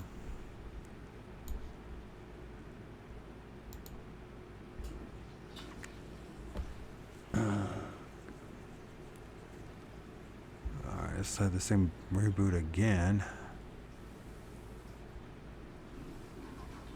Anybody that sticks this out with me, my hat's off to you, because I'm having a hell of a time reading it. But we've bounced all over the place, from French to Hindu to Taoism and Chinese. Who else? And then for some reason this won't download.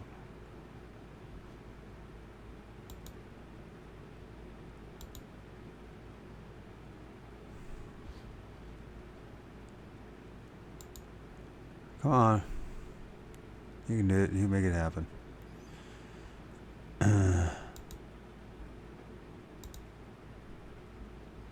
I'll finish this up, and then we'll start talking about the Central American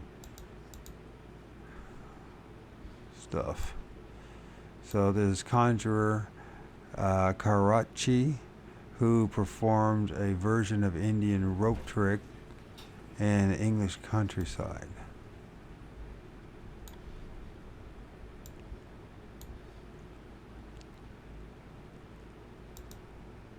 Account of Farouk. The Farouk. How am I getting this? The faker. Okay. The faker had in front of him a basket of snakes. Apparently, he did not throw the rope in the air but hauled it up from under his legs in a series of jerks, the rope being fairly thick and contained short, rigid sections of bamboo and metal, which he could fix together with a deft movement until at last the boy climbed to the top, and while the attention of the onlookers was concentrated on the snake, jumped down behind. And Harry Price, the biography of the ghost hunter, Paul Tabarai succinctly retells the story of how Price persuaded the conjurer Karachi to demonstrate the trick in the English countryside. This was done during a snowstorm and was not a great success. Karachi offered a secret of the trick to Price for £50, which Price declined to pay. Instead, he made a rope himself that held up away, could be coiled, but held the other way up. Became as stiff as a rod. This clearly supports the explanation quoted by the banister above. I feel I must not conclude this section without mentioning the cult among young Western people today, adopting the externals of Indian religious life without always knowing what they mean. Every day in London now, you may see some young man's swathed in saintly robe, held at the waist by a Punjaba string and partly covered with a jacket of a British naval uniform, surmounted by epaulets.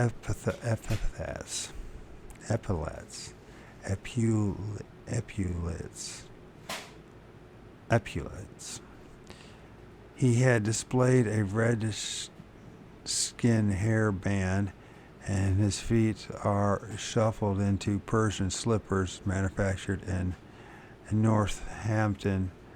Around his neck hang ropes of love beads,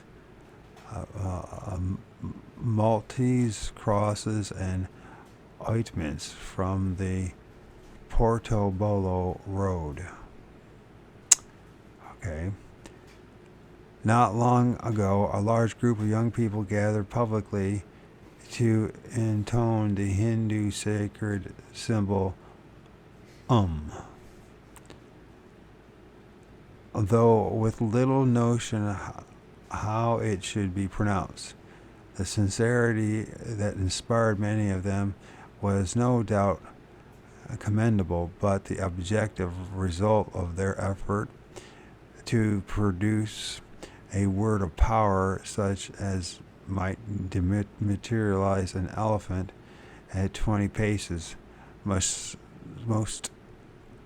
surely have been nihil. Activities like these give point to the affirmation I have made at the end of this book, that the young, having lost faith in Western forms of religion, are allowing the vacuum to be filled by forces they do not understand, occasionally perhaps benign, but often dangerous and sometimes destructive and the last degree. I didn't know I was going to get into this, but you persevere. If no one else goes along with it. If you're going to try, go all the way. Otherwise, don't even start. If you are going to try, go all the way. This could mean losing girlfriends, wives, relatives, jobs, and maybe your mind.